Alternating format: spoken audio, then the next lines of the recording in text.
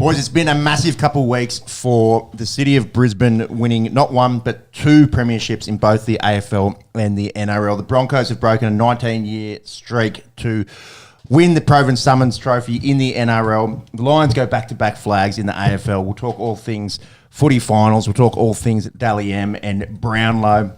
A little bit of NFL action. Week 6, we'll preview the Week 6 games, looking backwards at the week that was in Week 5. Liverpool, bit of a slump in the EPL. We'll have a look at how the EPL's looking after about 5 or 6 matches. UFC 320 was last week. Pereira, Paitan gets the belt back in the UFC and F1 Singapore, plus bits and bobs from all the wide world of sport. This is On The Esky. It's an Aussie sports podcast. We like our Aussie sport. We like our US sport. We do have timestamps on YouTube. You can skip the sports that you like. Chuck us a follow on Instagram, Facebook, and hit that subscribe button if you're finding us for the first time here on YouTube. We like to shout a beer to start the show off, usually for good sporting endeavour. This is an interesting story, Shauno, and another beer wouldn't hurt this bloke by the sound. So what's the story? Yes, and some of these beers are probably even mop-worthy. So Vondelay Silva, for me, he had a boxing fight. It really wasn't an exhibition, but he had a boxing fight somewhere in Brazil, or South America, let's say. He missed weight by 40 pounds. Near miss. Over his opponent. Then proceeded to get disqualified in that boxing fight. I can't remember if he was throwing extra punches after the round or something, but he gets disqualified.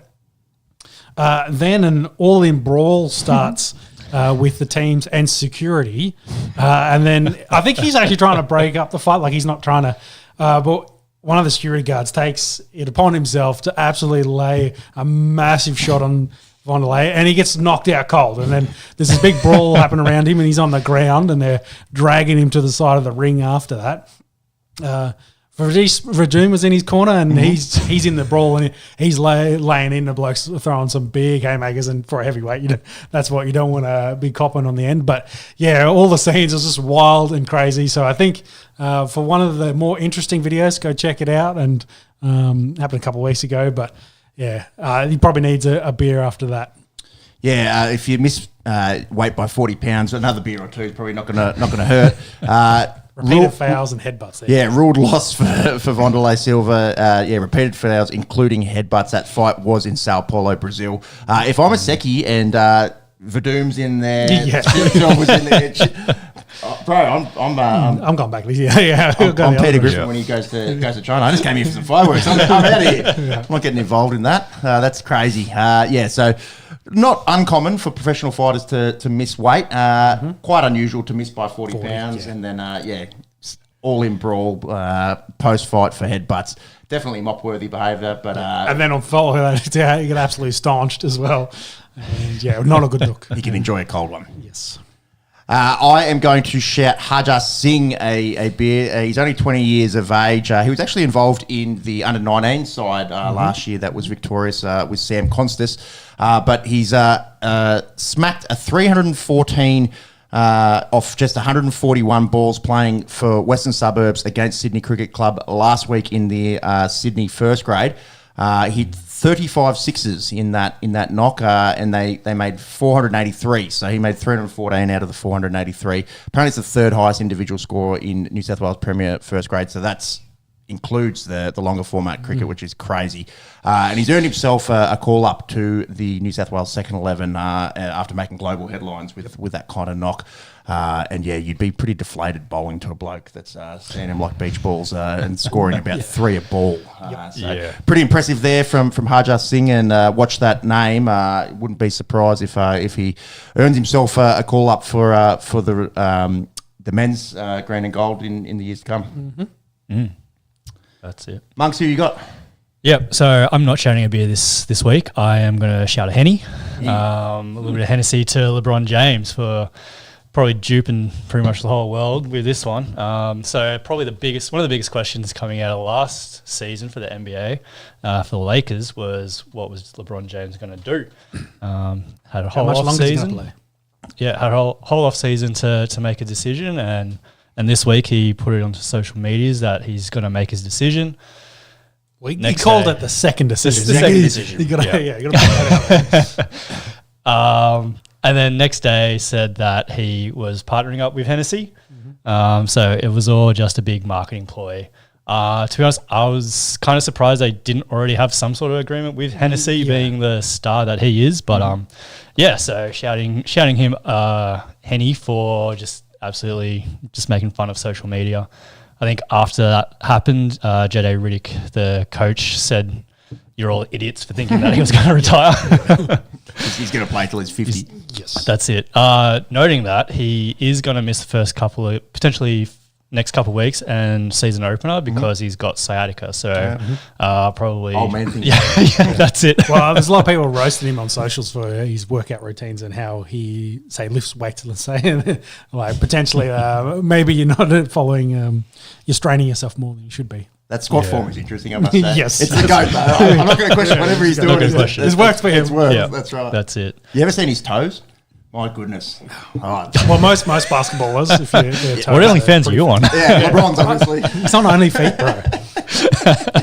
I'm on LeBron's only feet. So nothing really out of the ordinary. Just signed a deal with Henny, and you were all over this saying, nothing crazy's happening here, guys. This is going to be some sort of business decision. And LeBron, Henny, moving forward. But it did dupe a lot of people in that 24-hour period. Lakers tickets for the whole season started selling out, and they blew up in prices. Like, people paying $800+. Genius. So some people are like, is he doing the Lakers here a solid or something? But some of those people are now thinking like, hey, I thought I was buying tickets to the last games of LeBron James. It didn't turn out to be the case, and they're now thinking, fraud. There's some claims of going to the small claims court to try and claim some of that stuff because, they're like, hey, we've been duped. We've paid, 5x prices for these tickets on the fact that we thought something when it was not. But it's going to be very hard to see if they're going to have any leg to stand on. So these tickets are quickly being resold at much lower value. Monks has got an interesting story here. Andrew Garcia, a lifelong fan of the purple and gold, is suing the NBA legend in small claims. He claims James owes him $865 after he bought tickets for the Lakers' last game of the season against the Cavs. I wouldn't have purchased those tickets if he wasn't going to retire, plain and simple. I think LeBron could probably wipe his ass with 865. Maybe he should just sort out Garcia and sign jersey. Yeah. Maybe a bottle of Henny and That's it. enjoy my fifth last season here at the Lakers. Is he going to be the John Farnham of basketball? He's just he's like last tour. His last ride will be every year for the next 5 years. Yeah.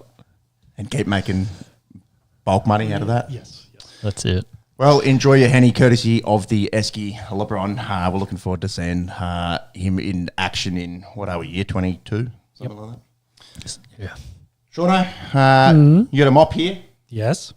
Pretty deserving mop, I think. We're talking about football, American football, especially out of New York City, out of New York. The Jets and the Giants, both officially, with the loss to the Saints last week by the Giants, both had 100 losses in the last 10 seasons. The only teams to have that amount. So not even Cleveland, not even, say, the Raiders.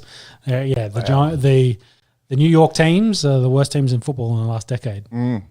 Wow. Crazy for a sports mad, huge market. Massive market city, and I suppose it's 10 years now we're removed since the Eli era with the Giants, because it's not it's not ancient history that they had a couple of Lombardi trophies, but the Jets, I think the whole time we've followed football, have been pretty ordinary. Well, they're on 5 at the moment, so it's probably worthwhile talking about former Jets legend Mark Sanchez, the last guy. That's pretty mob worthy, actually. actually. In the playoffs. Got into it with a truck driver and allegedly beat the shit out of him, and then got a knife pulled on him. Yeah, got stabbed.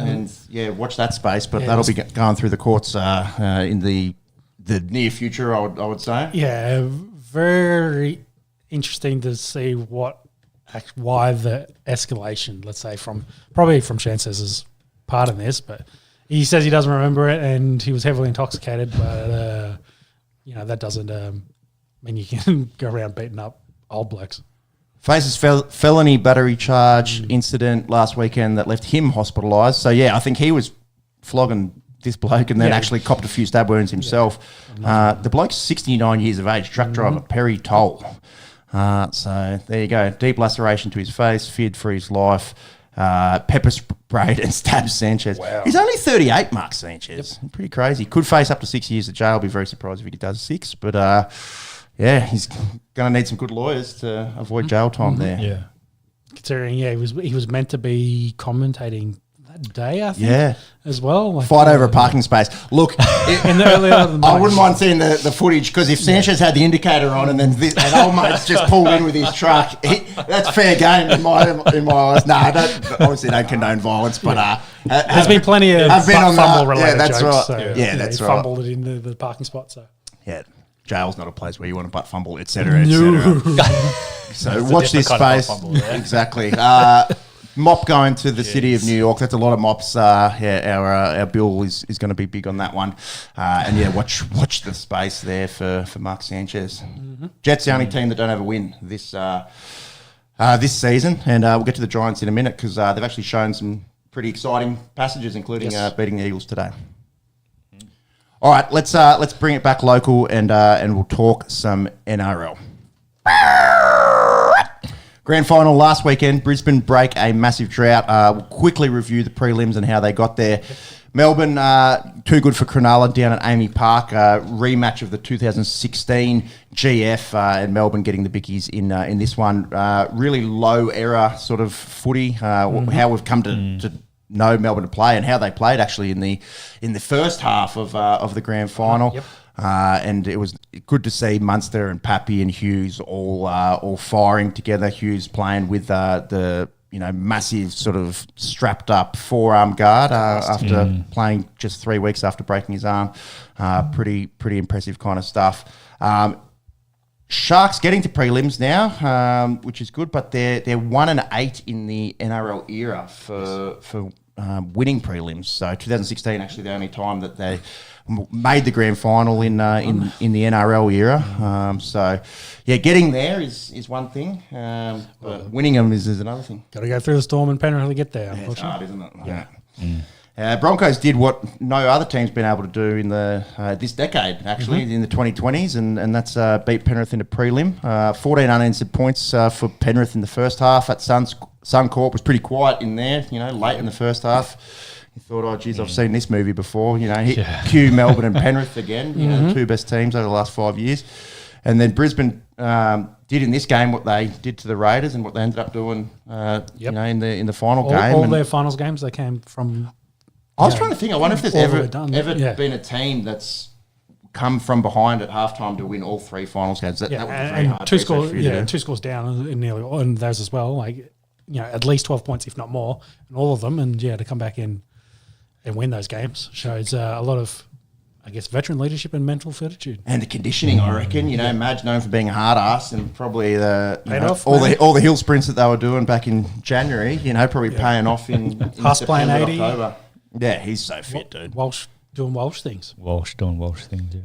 So that brings us to last weekend, the Grand Final. I think a lot of sports fans were pleased to see the news that Ashley Klein wasn't going to officiate. And we've spoken about the Ashley Klein involvements here, and he definitely likes to insert himself in the game. But He did that Melbourne Sharks game, didn't he? Yeah. And there was 18 penalties in the second half. yeah, it's something like that. It's something ridiculous. And everyone's there was just like, we can't have that. So, yes, Ashley Klein involvements we talked to, too many, and they sat him down. Get Grant Atkins in said in the first 5 minutes, I thought, oh, geez, he's pretty trigger happy on the whistle here himself, and then he kind of put it away. And The second half was a bit more free. well, towards the end of the game, there was probably some questionable ones that maybe the other way. True. So Ben Hunt game 355, that equals Lockyer for us Dragons fans. Didn't really have a dog in the fight, but kind of happy to see Dozer, I think, there, and Bittersweet kind of moment, I yeah, guess. definitely Yeah. bittersweet for him at the end of the game. Definitely as well. for him, yeah. Missing the last 7 minutes after a big head knock, Knocked and out. Hopefully remembers some of it. yeah, he stumbled. That's got one was- all day, every day. Yeah, Like he's it stumbling. looked bad. Yeah, That Need to looks be so bad. yeah, It's- the timing. And Reynolds had just done his calf as well at that time. Yeah. And it was chaos because we didn't know if it was his Achilles at that stage. And then you could see him weight bearing, it's just strapped up, and he's just done a calf. But still to lose Hunt and Reynolds at the death of a GF. You know, that's probably the only other worst thing to do would be losing Reece Walsh at that time. Yes. To answer, I think that equaling Locklear means he's third all time for games played in the NRL. In the NRL? Yes. Yeah. I'm going to double check my facts on that, but I'm pretty sure that was the case. So, yeah, the Dozer's been in and around the league for a long time. It's pretty insane how because he's still so far behind Cam Smith to be there. James Graham? Fourth. James Graham's most over all. Yeah, because if you include the Super League. Yeah. So 430 for Cam Smith at 1, 372 for Cooper Cronk, and then equals Lockie at 355. So if he was to say healthy next year and play 20 odd games, he's got it. So he's only, what is he there? Yeah. 17 behind? 17 behind Cooper? Behind Cooper, yep. Well, if he plays all games for the next 2 seasons. It's going to be more than that because Cam Smith's like still 80 games. Yeah, Was- he's still 75 games. 70, behind. sorry. I thought you said 400. Yeah, 430 for Cameron, which is It's at least crazy. 3. Dude, playing 9. Like you think about it, it's just a toll on his body. Plus, close to 70 18 rep seasons games as well. 18 seasons there. Incredible. That might be a Bradman kind of effort there. Anyways, games records aside. Runs for the game. What Yeah. happened? Reece Walsh put Dean Mariner in pretty early. How good is his footwork? He hit that line at such pace, and then looks like he just made a rubber sometimes, and just change of direction, acceleration. change of direction adds at up. full tilt, puts Mariner in. They score He's pretty a early. nightmare for halves and second row guys. And puts it's his just so outside hard, backs away. so hard to defend. Then sort of momentum shift towards Melbourne. Storm get into their grindy Storm. Dominated sort of from about minute All the 5 possession. till half time. Nick Meaney looked pretty good. Pretty good effort there from Meaney to get down that right edge, and that was a bit of an issue in the first half for the Broncos defending down their left edge because Melbourne running a lot of their attack down to the right side. I know Meaney try. Every member of the Storm's spine touched it before putting Meaney through. So when you got the 1679 that they do, and they're all getting involved, pretty hard to stop. Yeah. Eli Katoa, he loves a meat pie. Eli Katoa, I was talking pre-game, I was like, what's Katoa paying? I was 260. There's no value for a second row, but he scores. Him and Hudson Young, they love scoring from the edge. Again, down that right side off a grubber, it's 12-6 Melbourne. Will Warbrick showing off some pretty incredible strength to go 18-6 up again down the right side, and really got the ball down with 3 blokes hanging off him. Yeah. Was this the point roughly in the game as well where there was the non-sim bin of Reece Walsh? Yeah, I think a touch later. A touch later than that. The high shot you're referring to, which any other game of the year is probably a sin binning. I thought. If Ashley Klein was reffing. Maybe would have been executed. True. But I guess I think the mitigating circumstances they went with was he was falling over and kind of going away, and his arm was slightly wrapping. But it just the visual is not great. No, but I can see the reason why. I think it was more reasons like let's not send him in shed so he can load up, gob, come back out, like he did at halftime. So interesting. There can be some mitigating factors if someone is starting to slip, and I think. Not heaps of force, maybe. I'd say. Like he kind of falls and hits his shoulder versus like he's not driving through with the shoulders. It wasn't like Joseph Stewart taking his head off. It's very, very different kind of.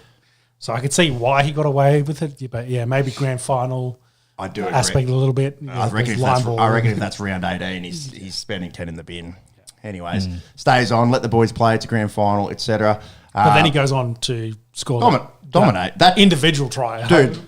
Name a better try, from in terms of an individual effort. That run. Oh, watching the replay off the spider cam or whatever it is, the one that's let's say drone shot down the field, seeing him call the ball, and get the flying start, and he's going full tilt, shows off the crazy footwork again, and probably I think it's not Mayo to say beats 5 defenders. Yep. Hanging off him, and well, I think at least 4 touched him, and I think he beat one originally to get there. So got a lot of strength for his size too, doesn't he? They made it 18-12, and then Jerome Hughes actually pretty good individual effort to step off his right foot and score under the post. 24-12, Melbourne, big advantage going into the half, but Broncos did what the Broncos have done this NRL final series. Kept Melbourne scoreless in the second half. I think Melbourne had one incomplete set in the first, and they had a bunch of incompletions in the second half. That's probably fatigue rugby league. You start. Well, I thought overall was a very quiet game from Munster. You don't remember hearing his name a lot, but on the flip side, you heard a lot of Walsh. Because his 3 try assists is through this one as well, and Shibasaki scored a double. Mariner gets his second. Got himself a Kangaroos jersey, Shibasaki. Yep. How crazy is that? From a bloke that was on a, train and trial sort of contract, didn't have an NRL team, called up to Origin after 10 NRL games. Didn't he get dropped for that Penrith game as well? Because was that the game that he had the bender beforehand? He showed up to training a little bit drunk and he got stood down. Was it that game that he missed? Yeah, I think so. Wow. So then to get back into... Yeah, then to come straight back in and then have an absolute blinder. I think it goes back to, and we'll talk about Madge in a minute, but probably he's strict and he's hard-nosed, but he's trying to do it so you see results. And I think the boy's going to see that this is what it led to. Yeah, the proof's in the pudding, isn't it? Proof's in the pudding, so... Ange Postecoglou wins in his second year. Madge does it in year 1, bro. We already touched on it, but the last 10 minutes were attrition for the Broncos in particular, with Reynolds gone, Hunt gone. Having said that, Melbourne were already at that point because they had a 16 band. They had 16 players available. They'd already lost. Sorry, my math is out. They had 3 reserves out. Okay. So by that point, hadn't lost any spine guys. No. Yeah, they were just struggling for troops by that point in the game. If there's any team that can sort of absorb losing 2 spine guys, it's the Broncos with Ezra Mann playing 14. Yeah, exactly. Slid him straight back into 6 and got the hooker back on. So. But yeah, Shibasaki double. Mariner scores his second try. Momentum all swinging the Broncos' way, and then they held on for a 2-point win and break a 19-year-old drought. Yeah, I think without Reynolds and Hunt, that last minute where they had the ball was a very quick set and then didn't get and turn the ball over instead of trying to get a repeat back into the in goal or something. Yeah. Because it gave Melbourne the ball with a minute left. And then Munster makes a break on the second tackle for about 20-30. It's like, maybe they're going to do something. You're like, oh, shit. Can they get into field goal range? Can they get into field goal range? Yeah, exactly. But they held their nerve and they made it. And they had some options there. I think that Walsh tackle on Pappenhausen, where if he misses that's try storm. There's some big moments that really closed that game out. I was going to say that tackle kind of really epitomised the battle of the fullbacks for that entire game. Like the fact that Walsh was able to position himself and Pappy was probably a little bit too close to the ball runner at that point. If he was a metre or 2 out, I would exactly agree. Would have been home. But he was right on the shoulder, and if just a couple extra metres the other way, and maybe it's a little bit different story. But that's it. And I was just that, I guess. But having said that, Walsh was on his day. 100%. So he might have I still think made that's that just day. where it was. You had those levels, when you look at position, at fullback, Walsh was just way above where Pappy was. Not to take away from Pappy, no, but it was just and I think that's just what. I think this final series, put the game he went to another level, and. We'll make the jokes about the toilet and the plumbing, but lining up the conspiracy, that all happened right before the final series started. Well, clearly and good for recovery. Yeah, and then he went to a different level. And so, he ended up winning the Clive Churchill medal. Yeah, it was always going to be him. It was always going to be him. Yeah. And then I thought Ezra Mann actually was really good at coming off the bench in this game as well. Yeah. But I think Walsh... very deserved. No arguments from any panel members here around him getting the Clive. And then finishing it with the plumbers out, and then some of the celebrations after they had the little toilet, drinking out of it, water and drinking out of it. On the grass and things like that. It was great. It was very interesting, very great to see. I think he partied for the next 3 days. It's sure he'll have. Yeah, it's funny as well just to take that in your stride and it being super fucking weird. Drinking out of a toilet and then it's just like. A running joke. Who gives a fuck? I've drunk toilet water and now I'm prime Billy Slater. Exactly. Tell me he's not the best player in the world right now. Yep. You know. Yeah. Interesting. You were touching on as well his defensive reads, where he cops a lot of criticism or has copped criticism in the past. It's probably a part of his game that he's worked on because we already know how explosive he is. You know what he can do, particularly stepping off that right. He's not foot. the biggest fullback, so you're going to expect him not to make all the important tackles, but he's definitely improved on that. And when it mattered most, you know, did make some try savers, didn't he? So Walsh may be the best player in the world, but it's James Tedesco that wins the Dally M. And credit to Teddy, you know, still doing crazy things in his mid 30s. You know, having conversations 18 months ago about was he washed or over the hill, and just super duper consistent for the Roosters. Probably a few niggles, etc. last season and the season before, and this year healthy and helping run that Roosters side around and was very, very dominant. I think. Though he's not playing the Kangaroos because I think he's got a niggle. Walsh and Edwards. The two fullbacks picked for the Kangaroos. Interesting, we're talking pre-show as well. Obviously, Teddy didn't play any Origin this year, so that's 3 extra games that you can get votes. And in the last 10 years, a bit of a trend towards guys that haven't been playing Origin or haven't played 3 games of Origin. Hughes, obviously, last year. Ponga in 23 didn't play Origin. Hines in 22. I think he might have played 1 that year. Tommy Turbo in 21. That's the outlier. The bloke only needed to play 14, 15 games anyway to win the Dally M. But interesting that, you know, when you have 3 extra games for your club, your chances just go up that little bit higher. I agree. And also credit to, you know, your Cameron Smiths and Thurstons that playing their rep footy and winning, you know, Dally M's year in, year out too, you know, say 10 plus years ago. Yeah. You want to talk about Madge? Yep. The drought breaker. Mm-hmm.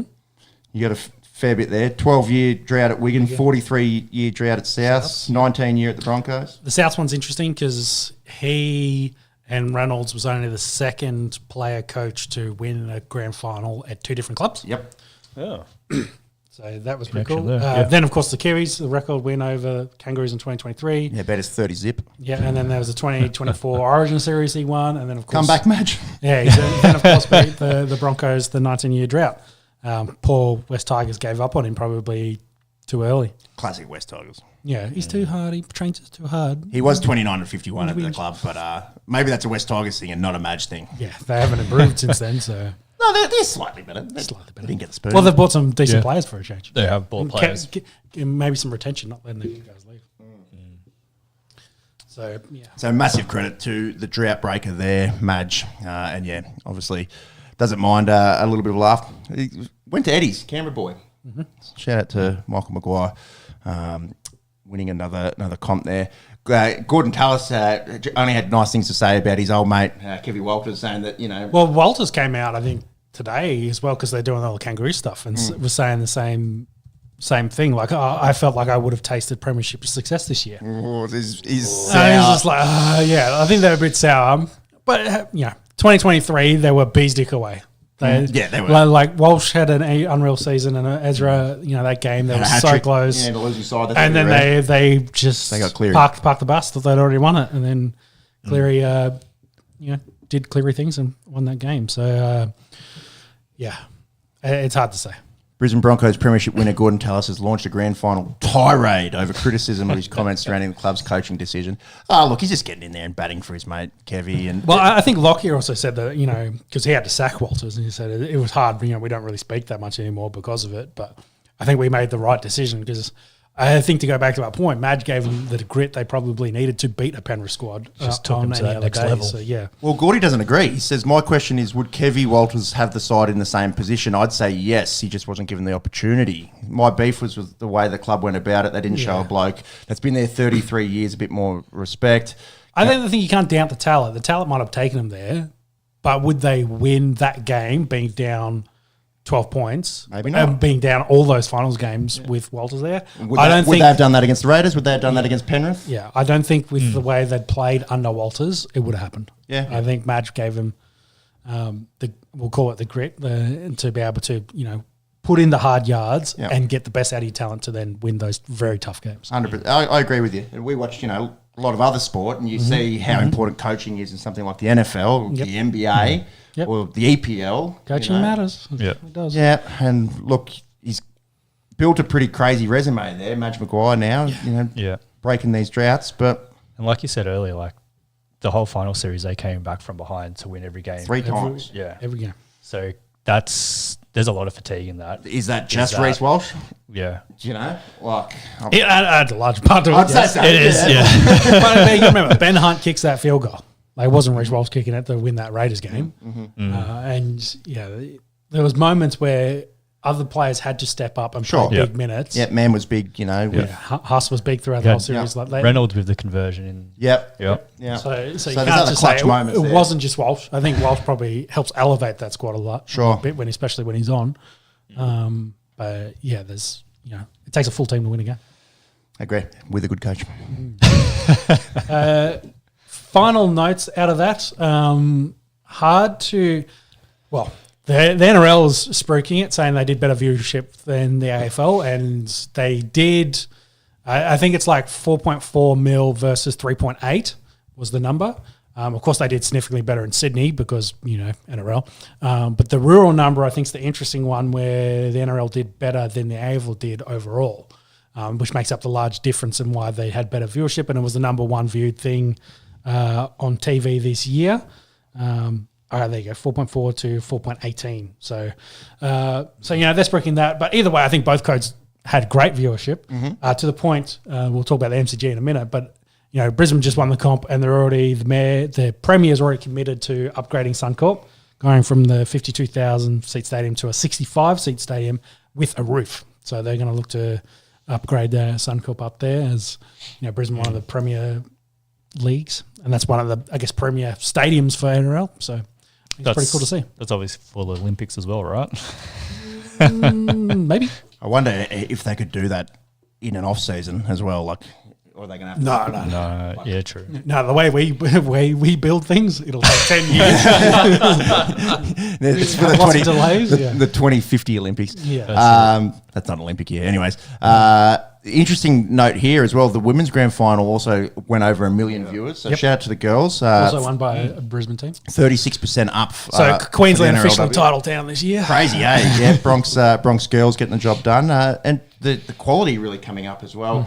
And a massive opportunity for them to play in that curtain raise. There's probably 50, 60,000 people in the ground as well towards the end of that game. And how's this? The NRLW final had higher numbers than the Bledisloe Cup game between the Wallabies and the All Blacks. 890,000 the night before. Yeah. So kudos to the girls, and that runs us probably into the Bledisloe.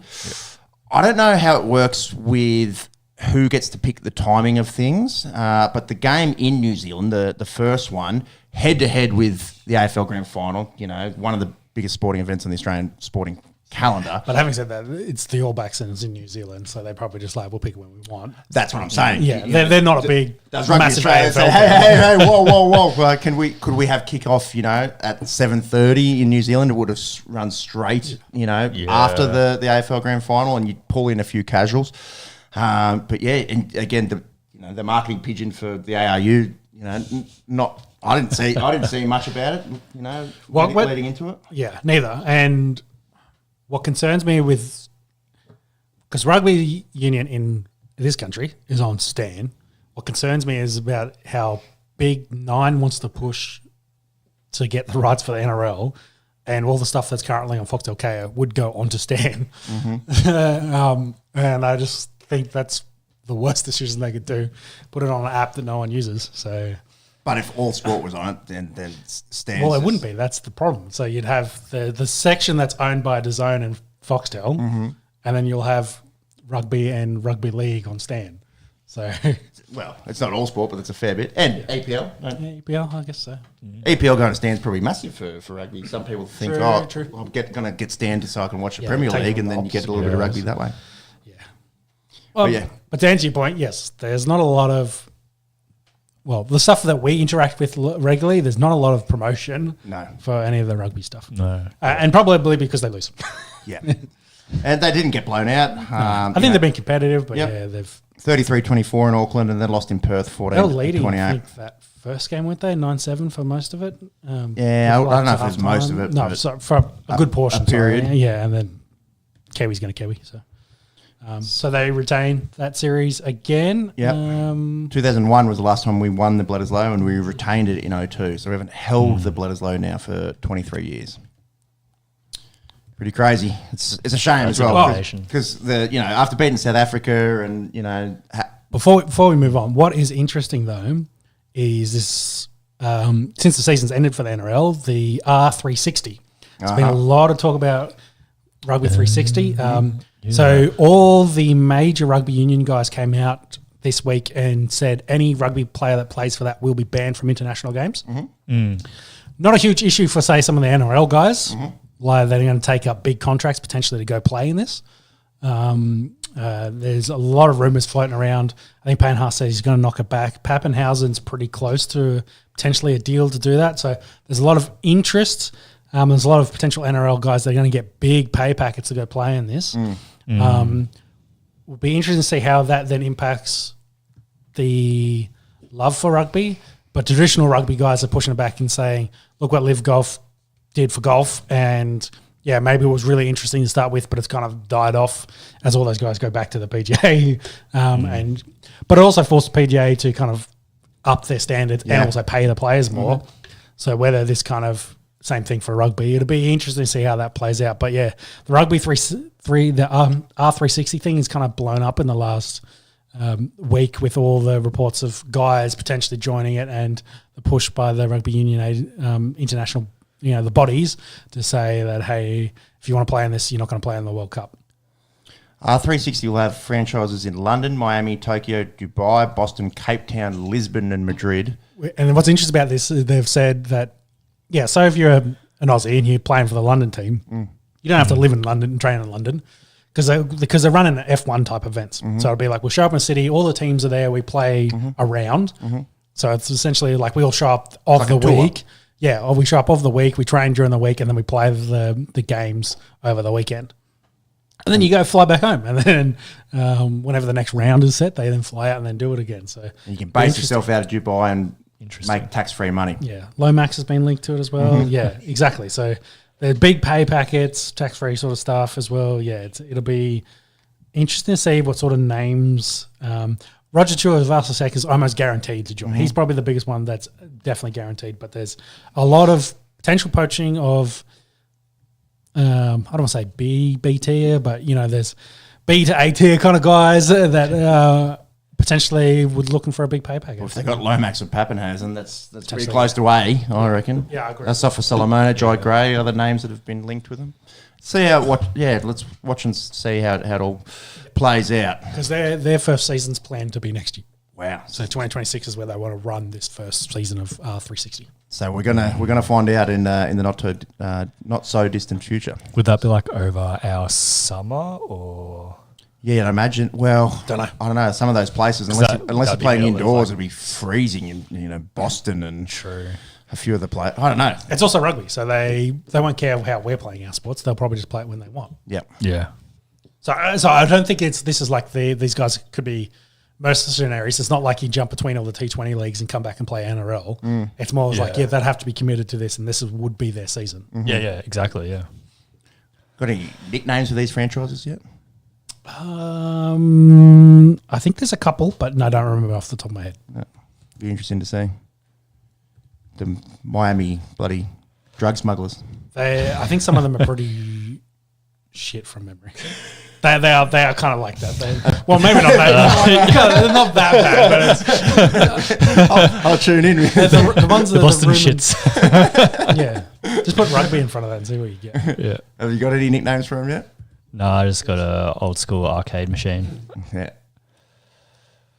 Festival style season. There you go. April to September. So it will be directly over the top. Yeah. Directly over the top of ours.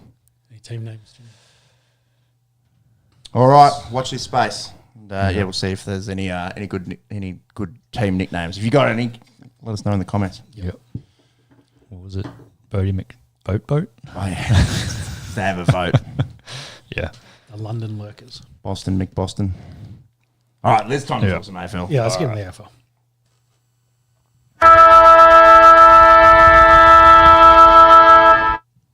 Brisbane big winners in the AFL Grand Final. It all started off with Snoop Dogg from the pre-match entertainment, earning some big bucks. I didn't mind it. What were your thoughts on Snoop's always Snoop Dogg? Did you see Volandis trying to be funny and talk about Snoop Dogg and not pretending not to know who he was, and it came around as real boomer chat from 100% boomer. 100% boomer chat. from the horseman.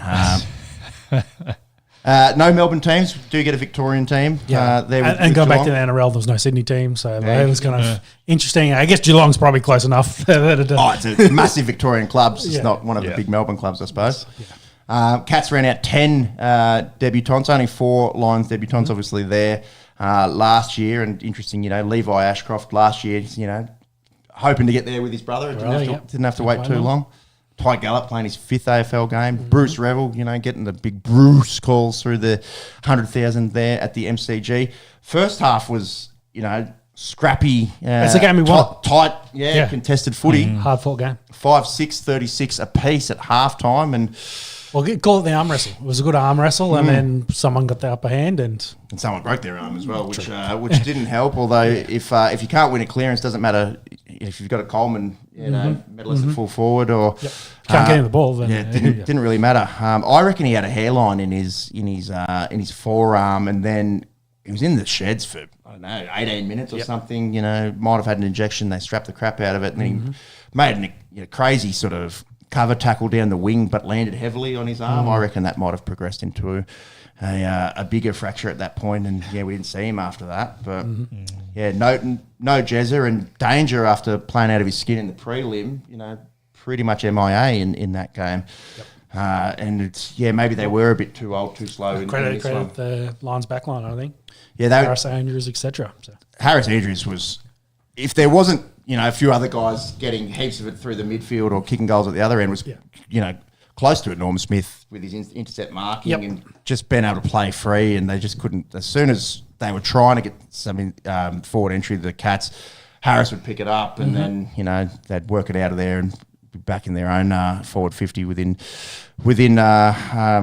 not much time at all. But you can't just get dominated in the clearances in the second half like that and expect to play. And I think footy. And the main thing out of that probably was Brisbane also were converting all those opportunities into goals. They were pretty clinical, weren't they? Yeah, they weren't missing chances. So kicked 9 in the fourth quarter. Yep. So floodgates absolutely opened up. Charlie Cameron was pretty good. Zach Bailey, if he kicked straight, he had a good game kicking 3 goals 6. He could have had a real Norm Smith type performance if he kicked a bit straight. And McLuggage maybe a little stiff to not get it. But Will Ashcroft back-to-back Norm Smiths at the age of 21. Yeah, deserved, I think. 32 disposals, a goal, 8 tackles, 3 goal assists, 10 score involvements. No qualms here, I don't think, with him winning his second Norm Smith. And, you think back to Dusty winning 3. He's got 2 at 21. Who knows? Yep. Bit of movement next year. Starcevic confirmed to the Eagles. Archie confirmed to the Crows. Sam Draper comes in. Signed. Oscar Allen all but traded. All but confirmed coming in. There's maybe a question mark around Zach Bailey, but there's definitely a future where they're as good or better next year. Well, you look at the average age of that team as well. They're super young. Yeah. So there's just a few outliers on the like a Zorko on the older end, and Lockie Neal's starting to get a little bit older, but you're exactly right. Both Ashcroft brothers, Jasper Fletcher. And I guess on the other side, if Geelong end up with Curnow, then might as well book them in for next year. Capitalism, baby. The rich get richer, don't they? Yeah, there's been some interesting trades. There's a lot of trade stuff happening. No massive big names to say. I don't want to downplay everyone, but no massive big names in the trade news. But it's been very clear that the rich definitely through this period are getting richer as guys are very interested to go to the big clubs. And then the smaller clubs not smaller clubs, but the clubs that haven't been doing as well have then been getting all the picks in return and then saying, hey, hopefully get some good guys out of this and be competitive with the young talent. So, it's going to be a pretty top-heavy league, I reckon, going forward for at least the first foreseeable future. Charlie Curnow had a kick yesterday with Bailey Smith. They posted that on their Instagram. So after it's them in Sydney, I think. I think Gold Coast is out of the race as far as I'm aware now. And so what I heard today was Sydney are trying to put together a bigger offer with players than that 3-pick offer they've already rejected as of today. Rowan Marshall as well. There's talk, so this is all just talk, but Christian Petrarca and Zach Butters have been spoken about potentially leaving their club. Zach Merritt, we were alluding to it a couple of weeks ago, linked heavily with Hawthorn. That will be devastating for the Bombers if they lose their captain. So next week, I think it's going to be a pretty busy old Wednesday, time. Isn't it? That it all. I believe that's the case. Yeah, so probably going to just be all speculation through this weekend, and then it'll all happen in the last 8 hours or whatever. Yeah. So that H-in one hasn't happened yet. Not confirmed just yet. Calamachi. Yeah, I think they're going back and forth on value. Yeah. There's been a couple that have been confirmed. I'll just see. Clayton Oliver as well. Not confirmed. Not confirmed. But says he wants GWS. It says GWS, but also met with Collingwood, and famously had a reporter putting a microphone in his face, and he said the Collingwood boys are better than Melbourne. Yeah. I think. Yeah, well, he was not wrong this year. So. I don't know. Who knows? People like to stir up the media, I think, these days. Anyone else there? Jamara, Hugo Hagan, didn't play at all this year at the Bulldogs. Yep. Could be off elsewhere. Myercheck's going to go to Melbourne, I think, from Collingwood. So, a lot of watch this space, I think, over the next little bit. Sam Flanders has signed with St Kilda. De Koning we spoke about is already gone. Jack Silvani's already gone to the Saints. So plenty of movement still to happen in the next 5 days. Yeah. Finish up there. Oscar McInerney, he's going to retire after this year. Pretty good story there. Of course, missing last year's grand final, then playing in this one and being able to get an actual medal, not stealing the coach's one. No, didn't steal, mate. Fake's a good bloke getting away. Looked after your cousin this week. Gave Jared one too. Yeah, So, it was nice to see him all pre-game. They had the 7 Guernsey hanging up there and all paying their respects to Jared, who really did his best to try and get in there, but obviously that shoulder wasn't up to scratch. He's had surgery. And if they're going to carry Lockenhill as a sub as well in this, it didn't make a lot of sense to play. Oh, bloke we didn't even talk about, Josh Dunkley. Josh Dunkley was excellent. Yeah, and it had a high-grade Cinders, apparently, that he played through, and I think had his shoulder done on the Tuesday, and he's having a Cindy repair as well. So, bloke only wins grand finals. So. Yeah, he's got quite a resume now, hasn't he, Josh Dunkley? Jeez. Did we speak about the MCG? They're going to try and boost a bit of capacity there? Yeah, it's the same thing. They've got a proposal to go from the just under 100,000, I think they are at the moment, or 100,000 officially. I think it's 100,024 people. But So, but to add, say, an extra 5,000 seats, boost the capacity a little bit, and then add some sort of roof capacity. So whether that's... Wait, sit on the roof? No, as in some sort of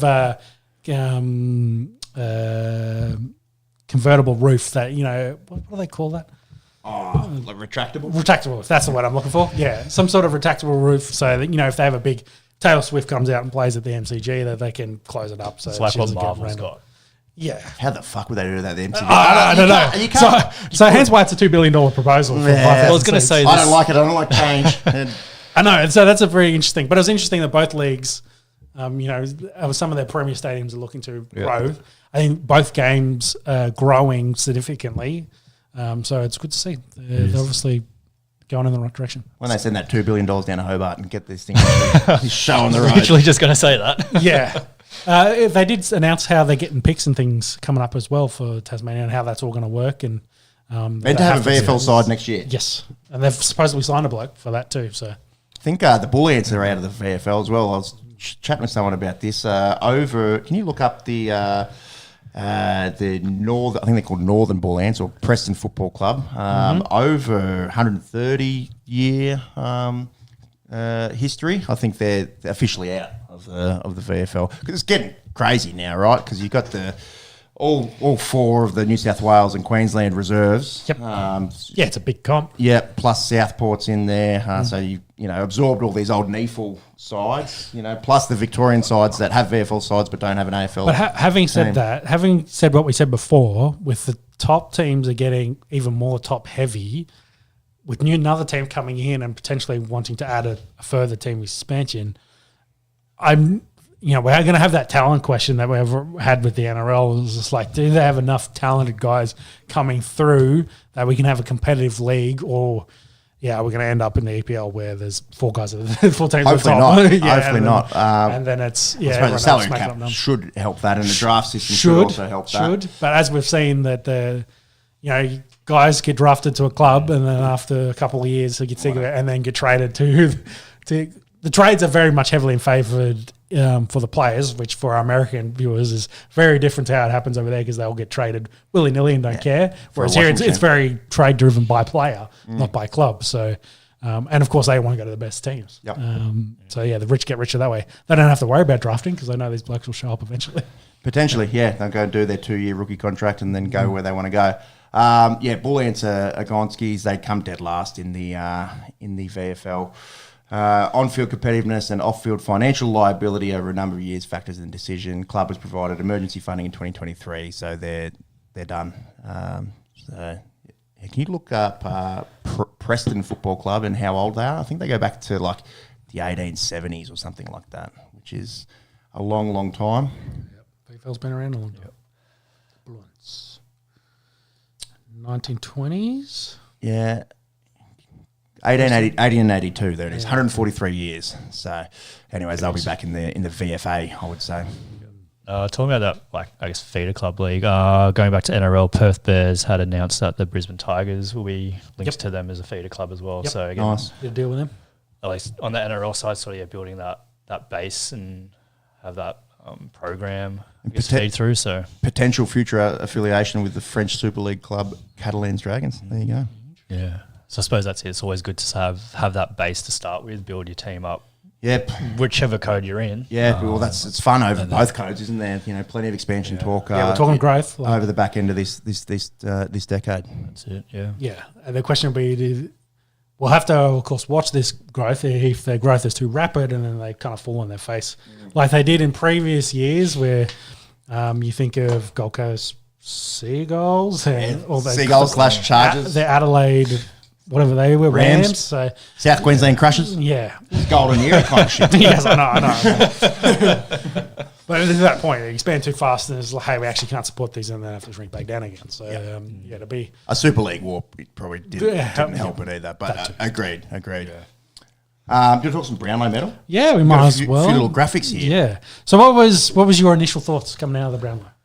Like after the Brownlow? Yeah, after we've got a winner. So what did you think out of that? I thought with respect to Matt Rowell, there was a lot of games where he probably didn't do enough. Without me watching every single bit of Gold Coast Suns footy this year, when you look at just the stat sheet, and the bloke's getting 3 votes with 16 touches, 18 touches, a tackling machine to his credit, you start to think, how much does the umpire vote, play into this? And is the best on ground actually the best on ground in some of these games? That was my feeling. Yeah, I think that's a general feeling for everyone.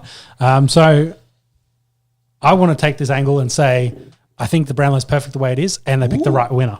Okay, all right. So interesting. And I've got some ideas to prove that. Prove your case. Of course, having said that, there's probably a very casual look in how the AFL actually works in this. So please feel free to correct me on any of this. So for us, where we start, Brownlow, of course, this award's the most prestigious because it's probably been around the longest. 1924 is where it was, and Rowell won it this year. Of course, it's been a 100+ year reward. So a little bit of context. Let me switch here so I can see this.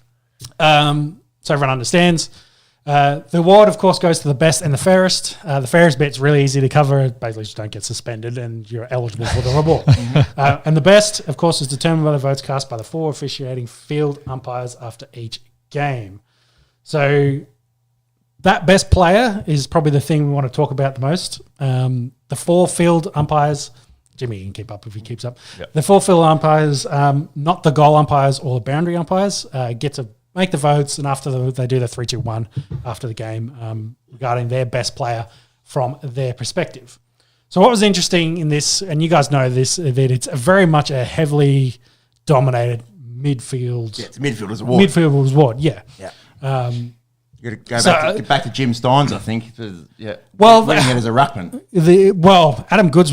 won it as a ruckman in 03, but then also won it in 06 more as a middle forward. So if you don't think him, then you can probably go back to Gavin Wanganeen as a defender there. But yeah, as you said, that's the list of winners there. There's the 20, just under 20 years they had there, 15 years, heavily dominated my midfielders.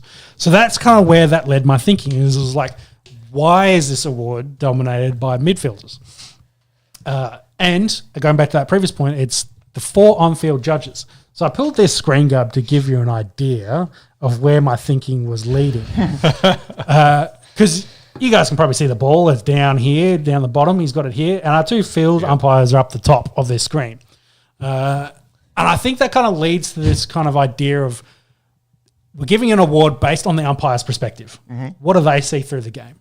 So when the game moves fast and the ball's moving around the pitch, they also are too busy focusing on, the rules. Are we enforcing the rules correctly? Did that bloke handball it correctly? Is that 15 metres? That's where they're focusing on, less on their actual players and probably the numbers. Yep.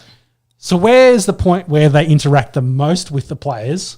Centre bounce, yeah. clearance. So if you show I've got some images to give you an idea. Is like, when the guys come into the midfield area and interact in that. So I've got another one here. There's another one there, for example. Yeah, umpire running in. So this is kind of their viewpoint. So then that kind of led me to, well, what leads to a lot of these? What leads to a lot of stoppages? Tackles. And then and then getting out of the tackles. So of course, and Browell, I think, had second most tackles in the AFL this year. So. Yeah, which is he's third on the list, and I did check this, and he was was second. And I need to hide us for a second, so everyone else can see the. And he's 1 for clearances. Yeah, exactly. So he's 3 for tackles, and I think Atkins might get a bump because he played an extra couple games, and he's 1 for clearances. So he's getting the most into stoppages and getting the ball most out of stoppages when he's right in the phrase of the umpires. So when the umpires do they get together and go, who do you think for the Suns game played the most? It's like, that Real bloke was fucking everywhere. I saw him all the time. So maybe he only had 15 touches, but if he's got I think I saw one was like, why do you get votes for this? He had 16 touches, but then he also had 8 tackles and 7 clearances. Yeah. So he's having that big impact in the umpires' faces. And I'll throw in the we can come back now. And I'll throw in the other one where he was he third for contested possessions as well? Doesn't hurt too. So I think that perspective is what leads to that decision. And that's why he dominates the Suns games for, they played pretty well this year, but, for those votes, that's what they're seeing. They see that interaction in the midfield and they see him causing the stoppages and they see him getting the ball away from it. So there's a lot of hey, he's around this doing this thing. Because a lot of the other stuff, is probably two-faced to keep on top of. Yeah, it's moving fast. Yeah, to remember. Like a prolific midfielder like Nick Dacos. Yeah, unless Cameron's kicking 7, you're probably not counting who's kicking what goals if they're, fast goals and the snap goals and things like that. So, because of course, you're trying to ref the game. So when the game slows down the most and where you're the most interactive with the players is around that midfield area. And I think, that's kind of my thinking of where it leads to is, he dominated the key stats around where the umpires are the most. Yeah. So that's... But the umpires then they're only part of the, equation because you got your coaches' votes as well. You've got other things playing into it. Yeah, well, that kind of... that side of it. And that kind of led to, I guess, the questions of what we could do differently. And I'll come back to the coach because there's a coach's award, of course. And if I hit this to say, what can we do differently? I've seen there's 3 different ideas and I've got a 4th one maybe to throw out there. So, of course, one is why don't we let the players vote for it? Why, if we're going to change the Brownlow significantly, why don't we let the players vote for it? And the answer to that question is, well, that trophy already exists, award, the Lee Matthews trophy. Yes, it might not be as well known for the casual AFL fan, but the hardcores are probably well aware of that it exists. But, it's an award it's done by the players. It goes back 20-odd years, retrospectively 40, and it's been awarded since 2002. So how that works is each team selects 3 guys, was previously 2. They put up their names. So Collingwood picks Dacos, for example. That goes out to all the players in the league. You can't vote for your own teammates, and then you just got to vote for your winners. So in the last 20 years, the winners look like that. Dacos, Bontempelli, Yeah, Brayshaw, Dacos. Well, if Bontempelli doesn't play for the Bulldogs, maybe he's a generational talent, let's say, or a bigger name than he is. Put a pedestal of like the GOAT of the league kind of thing to get that recognition. But he doesn't because he doesn't have the Brownlow medals to back it up. Probably because he plays for the Bulldogs and they have an awesome midfield that steals a bunch of votes for him. Yep. Based on my previous point before. But that's what the players see. So that's their player results there as well. Of course, still pretty heavily dominated by midfielders in that list by the players. Then there's the coaches. Why don't we let the coaches vote? Well, the coaches vote in their capacity, but then the coaches award, which is the champion player of the year. This award's been allocated since 2003. Senior coaches of the clubs, they give 5 votes to the players they consider best on ground right after the game. It doesn't have both these awards don't have a best and fairest kind of aspect to it. A fairest aspect to it is just who's the best for that period. Suspensions again, disregard for this. So this another 20-year-old reward. They picked Noah Anderson and Bailey Smith this year for the winner for that, and Dacos last year. So maybe some deserved winners in that space. But again, that's from the perspective of the coaches. So if I go back to that players one, the players vote in the second week of finals. I didn't mention that. So they got maybe a bit of holistic picture of how the season went, what they feel. The coaches, vote right after the games. They've got a bigger picture of how the whole game played out. And, they've got a bunch of assistants around there. They've got a better idea of how, from a more eagle-eyed view, because a lot of them sit in the box, how that game played out. So then the third way of how we can change this is why don't we let the umpies look at stats before they make decisions. And I think which doesn't currently happen, do they? They all get together and So I want Jimmy to maybe check if he can find it, because I think there was a reference that there was like a 5-year period where they did allow refs to do stats sometime in the maybe middle of the 90s or late 90s in the early 90s. But then I couldn't find a reference to that again. So where that happened. But they took it away. Because I think they didn't want to lead down the path of they open the app, they see the the fantasy points, and they go, well, they're the top 3, they get 3, 2, 1. That's how I do it when I'm going back through games. But that might not directly flow for the impacts. But if you want an umpire's prospective vote, that's not the vote you would get. And this kind of goes back to my previous point of what the umpires see. That's probably how they voted on it. So, but having said that.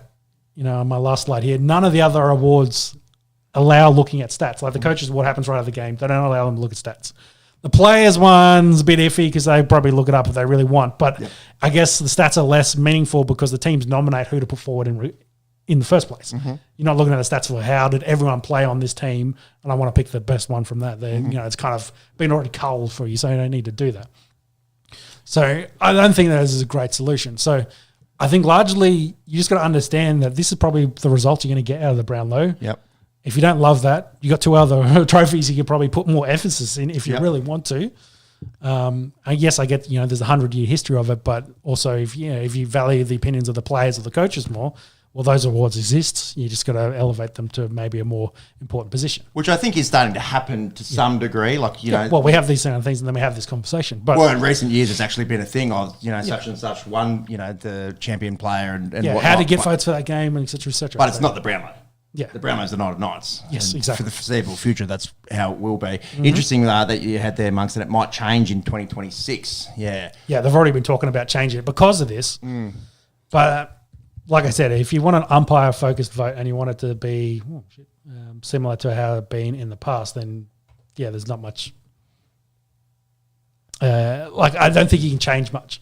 And that was kind of my last suggestion is, actually, if I go back to here, and if I go back to here and go back to our on-field picture, what if we added the boundary umpire into the conversation? Because in this picture, your umpire's in the middle of the field. You had the guy on the outside. You can watch the game a bit more. Exactly. And but it gives, we've got 2 up here, so I've got a little man down the bottom here. It gives that triangle kind of perspective of I've seen the game from a different angle. One of the goal umpires, then you might get some full forwards and some key defenders winning some votes. In my hierarchy of umpires, I would probably go the on-field, the boundary guys, then goal umpires for how much involvement they have in the game. Fullbacks as per Yeah. But if if you want more voices in that conversation with different perspective than just what's happening in the middle of the field, that would be my only suggestion so far. Would be, why don't you let them have a voice in it, and they say, hey, I thought this bloke was really good and he was really quick getting blah, blah, blah, whatever. And that's where maybe some more of those touches come from. So in your opinion, would you change anything? Currently, no. Wow. No, I think for the way, if you want a award given by the umpires, you're going to expect this result. Okay. I don't think you can what about force them down to say, you can't make it a Nick Dacos award. And that's kind of goes my joke of, they made a joke about him needing more 16 disposal games in the best and fairest, I think, for Collingwood. And then he didn't end up winning the award. So they're now looking at changing the voting category for the Collingwood award. So Dacos can potentially win it. So they're cracking jokes on the night. Yeah. Like people are saying to Matt Rowell, you must be super nice to the umpires and shit on the night. And when the whole, Crown Palladium or whatever is in shock when Naz isn't getting 3 votes in a game where he's had 35 4 goals and single-handedly won the game in the last 60 seconds by himself. I feel like something's got to give. Do I have the answers for what or how to actually make it better, or do we want to change? Hundreds of years of history. There's a few things that are as old as the Brownlow, and I think that's part of it. Like Brownlow has that history, and because of the history, it's elevated to that. So we don't want to standard. We don't want to change. Well, but there's maybe a bit of education in it as well, that the umpires, what they see in their involvement, probably value more than what the most fans do. And they go, hey, disposals lead to fantasy points, so I like seeing lots of disposals.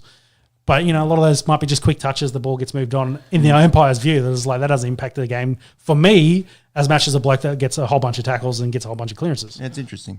So Mike's got a nice article here on the AFL.com website. Players who got 3 Brownlow votes but no coaches' votes. So Rowell is on that list 3 times, round 4, round 7, round 9. Patrick Cripps, former dual winner, round 14, round 24, interesting, So obviously the umpires like what Cripper does. And then if you scroll down to players who got 10 coaches' votes but no Brownlow votes, extensive list there. And Tristan Sherry seems to be a bloke that misses out a fair bit in that. I don't think I've got the answers, but I am more comfortable potentially with, leaving some of it to, just be the way that it's been done historically. And it'll be interesting to see how it plays out in 2026 because, as we're reading, it's likely that the umpire is going to get some access to some statistics. But again, is it all just stats? Is it? Yeah, exactly. And then it just turns into stats, and then that doesn't maybe listen to who had the biggest impact on the game. So. Yeah. All right. I like it. Compelling arguments. Let us know what you reckon in the comments. My final thought would be maybe you can change the Brownlow night and you can include these awards a bit more. Like the other ones. The Champion Player of the Year and the Players MVP. Yeah, exactly. Like lead into it. Yeah. Yes, I guess it's driven around the Brownlow and that's your pinnacle at the end of the night. But maybe you can have the other awards, mean something. And maybe that's how you build up their meaning as well. You include them to try and on that night. grow them as well. Yeah. Not to take away from the Brownlow, but is the Brownlow the pinnacle? Like which award? That's what I'm asking. It is because it is the longest. Yeah. But does that mean it's the best award? Food for thought. Tricky. Let us know in the comments. Do you think it should just be an umpire's thing, or should we be changing some of the rules? Should they have access to stats? And do guys like Nick Dacos and Marcus Bontempelli deserve to have one? Is that it for AFL? Yes, I think it is. We'll watch the trade space over the next 5 days and report on where everyone actually ends up in the next pod. All right, let's talk some NFL. Oh, he broke his ankles. Week 6 has just kicked off, Thursday night football. A massive upset with the New York Football Giants winning 34-17 against Philly. Sean, you caught bits and pieces of this today? Yep. How'd it look to you? Yeah, well, I think it'd be interesting to see if Saquon, he's been dealing with a knee. He's been dealing with some sort of injury and whether that limited his carries. Because every time he touched the ball, he looked like he was going for 10 plus. So, but they didn't pound the rock as much as you would think. He's not been getting fed all season, really. No. But they've also, they won their first 4 games and now are 0-2 in the last, 5 days.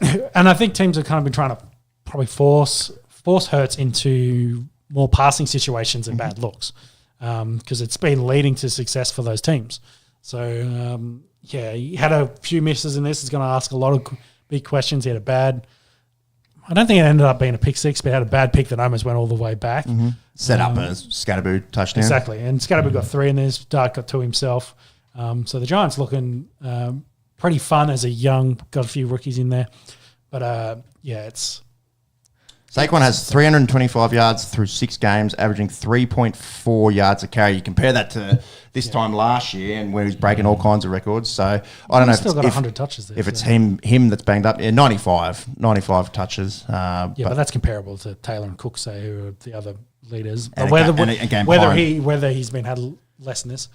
The only other interesting thing out of this was they run the tush push 4 times in a row and scored a touchdown, which is like, we don't love this, but I guess that'll maybe will become a back, filler story because they ended up losing this game. if that resulted in them winning this game, then there'll be a lot more questions about, that's not how you, in prime time, you advertise to keep a play, because they might be like, hey, this is shit, we're going to ban this. Hertz ended up with 7 carries for 13 yards. He was 6 carries for 1 yard, I think, and a touchdown at one stage. Sort of epitomises where they're at. Interesting as well, that pick that he threw was the first in over 300 pass attempts. Yep. So whilst there has been some questions about, can he be a prolific passer, he's been very efficient with his passing. Well, he's just been targeting Dallas Goedert, who's been he had a massive game today, 9 for 110 and a touchdown. Did get the ball to AJ Brown, who's been very quiet through the first month and a half of football, but did also miss a few wide open looks too.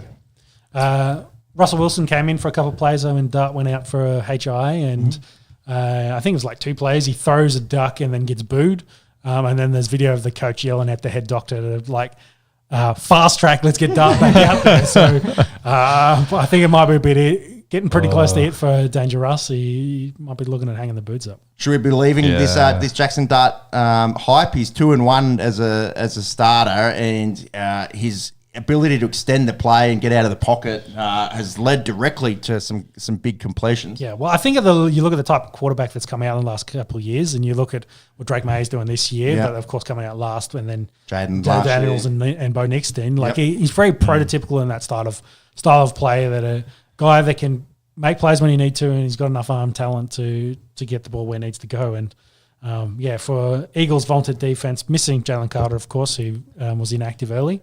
It was a pretty decent showing from him. They missed Quinion Mitchell as well, I think. So a couple big-name players off that defense. Their defense hasn't been that real dominant defense that we saw last year, albeit a little bit banged up. It's still early in the year, but yeah. Sure. I agree. But they've copped a couple L's, and maybe it's good for some parity in the NFL. We saw a few big upsets last week too, so maybe not the best for punters, but probably good for the league.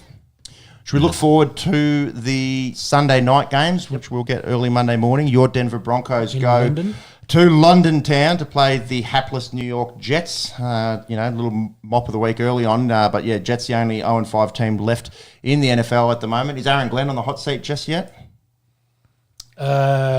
He's been handed a basket case, so it's going to be you get a little bit hard to say, but yeah, I think they thought they would be better defensively and all right with the offensive talent they have, but yeah, they just haven't been very good. Broncos do go into a big run. They got one of the easiest schedules coming up. I think of the next 7 teams they play, each of those teams has won like 1 game. So wow, so it could go on a run. Right. Yes, and just beat the Super Bowl champs last week. Yep, looking forward to it. Pretty confident for winning that? Hopefully. Shouldn't lose with their defense. Lose to an 0-5 team would be a very bad look. Is the Broncos' defense as good as everyone was saying it was going to be pre-season? Well, they've 21 sacks so far on the year, and 6 more than anyone else. Most pressures as well. So Nick Benito's been killing it. Yeah, he's got 7, so he's leading the league already. Patrick Surtain's been doing shutdown stuff. Had Jamar Chase as an assignment a couple of weeks ago. AJ Brown last week. Didn't get too many. So yeah, I think they're playing pretty well. Still, got a weakness probably in the linebacking core, but no Greenlaw yet. But we'll see how they play out. And Chiefs are 2-3. So the Chargers are going backwards because they've got no offensive line. The Raiders suck. So yeah, they're a big chance, especially with that. Do you want to grab their schedule? Because I think their schedule, because I think they've got favourable, isn't it? They've got Chiefs once, So you go Jets into Giants, into Cowboys, into Texans. She's done that off the top of your head. No, I'm just reading it there. Yeah. So Jets, Giants, Dallas, Houston, Raiders, Kansas City. Into bye week. Bye week. And then after that, they get some of their harder games in probably Washington, Green Bay. And Jacksonville's been playing pretty good, but then they have 3 divisional games there in Chargers, Kansas City and Vegas. So need to rack up a few wins here because, it does look hard come December for the Broncos. Mm-hmm. But, if they've already clinched and they don't need to go and win at Arrowhead or against well, if they can win those 6 games, they'll give them 9 overall, so they'll be pretty close to locking in a spot. So definitely going in the right direction after a massive upset win last week and, should really win that pretty comfortably. Monks, could you get us some odds for this weekend if you wouldn't mind? Denver will be pretty short in this one. I might grab the Jets schedule and we might try and see when they might get a win because it'd be hard being a New York Jets fan. I think they have Panthers up next. Maybe there. Yeah, Panthers and then at Bengals. So see how Joe Flacco does. Panthers have been winning a couple of them. They got to win. They got to win one of those, surely. Well, and then they get and the bye in Cleveland. Yeah. So out of those, have to win one of those. They'll win the bye. Classic. You don't even get points for it in there. NFL. $1.22 the Broncos, $4.30 for the Jets. The line is 7.5. That leads us into the early games Sunday. We have 4 a.m. kickoffs here, which should go to 5 a.m. the following week, I think, with the clocks changing over there. Cards on the road at Indianapolis. Is the Indianapolis hype train real? 4-1. Daniel Jones. Being him. Yeah, well, he doesn't have to do much when he hands it off to Jonathan Taylor, and he's also playing really well. So, they should win this. Kyler Murray, like we said earlier, is probably banged up. I think ankle. Yep. Ankle and knee could miss. He hasn't practiced, but I think they're going to see if they can do it. Listed questionable at the moment. But did you guys see? Who's their backup? Jacob. Jacoby Brissett. Brissett, yeah. Long time at New England there for Jacoby Brissett. Probably one of the, he's been there in the NFL for a long time, but not one of the higher end backups. Yeah, he's probably one of the better backups, but he's a backup though. Yep. Cards had one of the worst intercepts last week. If you saw that, they got intercept and then 3 defenders fumbled it on the ground and then the Titans jumped on it in the end zone to score a touchdown for themselves. So, it was one of the worst sequence of play you'd say from a defense. That game was a basket case from they were up so big and then they threw it away. All in late in the fourth quarter. They've lost 3 in a row on walk-off kickoffs as well. So whilst they're 2-3, they may be a little bit better. And they had to drop a fumble as well over the goal line. It was such a bad game. Then Mercado did it. And Gannon got fined for punching him too. So he hit him, did he? Yeah. Well, after AD Mitchell did it the week before, to have him in consecutive weeks, the Deshaun Jackson dropping the ball at the 1 yard line. Made famous by Silver Linings playbook. Bradley Cooper, good movie. Check it out. Colts should win that. They're 4-1 at the moment. Yeah, Chargers go to Miami. What's the Hampton injury? Do we know? You have to check it. It's a short injury though. They think he'll be back after 4 weeks. Yeah, he's on IR the Probably 4 weeks, so he'll be back. No, I think it's an ankle sprain. Okay. Force Chargers to host multiple RB workouts. So they signed. They'll have some fantasy. Haskins. Hines. Yeah, Haskins was already there, but they signed. Naheem Hines. Yeah, who's been out formerly of the Colts. 2 years, I think. Yeah, okay. Because after he had that bad injury, I think against the Broncos actually, he's been out for a couple of years. But yeah, they're all sorts of banged up. So they're one of the trade destinations for RBs. So them, who's the other one's got lots of banged up guys at the moment for RBs? Commanders could probably use a. No, it's not Commanders. The Monkey Rangers, my fantasy football team. Because Chiefs are one, but Chiefs just probably need offensive talent. Mm-hmm. So it's Chiefs, Chargers, and there is a third one that has lots of hurt RBs at the moment. Who are they? Fuck. I don't remember. No idea, man. Watch your space. Let us know in the comments. Oh, yeah. I think I've written it down somewhere. I'll find a team later. I'm looking at the list of teams. I can't. It's not one of those ones. It'll come to you. Let us know. Tyreek Hill, one of the nastier injuries a couple of Monday nights ago, pretty much dislocated his knee, which is really hard to do. Pretty common to have a patella dislocation, but an actual dislocation of the knee joint itself. Crazy injury. Nice scenes seeing him up on the walking frame day after surgery. So it's going to be very, very hard to come back, but we're talking about it pre-show. He's one of the Freak athlete. Freakiest athletes getting around. Incredible hamstring strength and speed. So if anyone can do it, Tyreek. He's also maybe a little bit younger than what we thought. I think he's 32, but definitely going to be a long road for recovery for him. Cards. That's the other one. It was a C. Oh, yeah. Because Connor IR, Benson IR, DiMiccato dropping the ball. Yeah, I thought it was. I was trying to, because it was the 3 Cs. Because it was Chargers, Chiefs, and Cards. There you go. As the 3 likely destinations for, say, Breece Hall or Alvin Kamara, the 2 hot names for trades. Yep. Darren Waller is back. Waller the baller. Waller the baller has been steps up in that kind of absence, kind of feeling that role as a big red zone threat. Caught a few touchdowns. Miami still though only 1-4. Chargers I think are 2-3. I think they're on a. They won 3. I thought. I'll tell you. I thought they were 3-2. 3-2. Yeah, equal with the Broncos. Yeah, bit of a slide losing their last 2 for them. You got some odds there for those 2 games, mate? I think Chargers win, but having said that, the Chargers have no offensive line. Their entire starting offensive line is injured. Running backs. No good ones. So they've got all the wide receivers at the moment, and that's probably why they're a very wide receiver heavy offense currently. And Allen was the fastest to 1,000 receptions. Was he fastest to do it? Maybe. I think that was a stat from last week. He got 1,000 receptions. Big possession guy.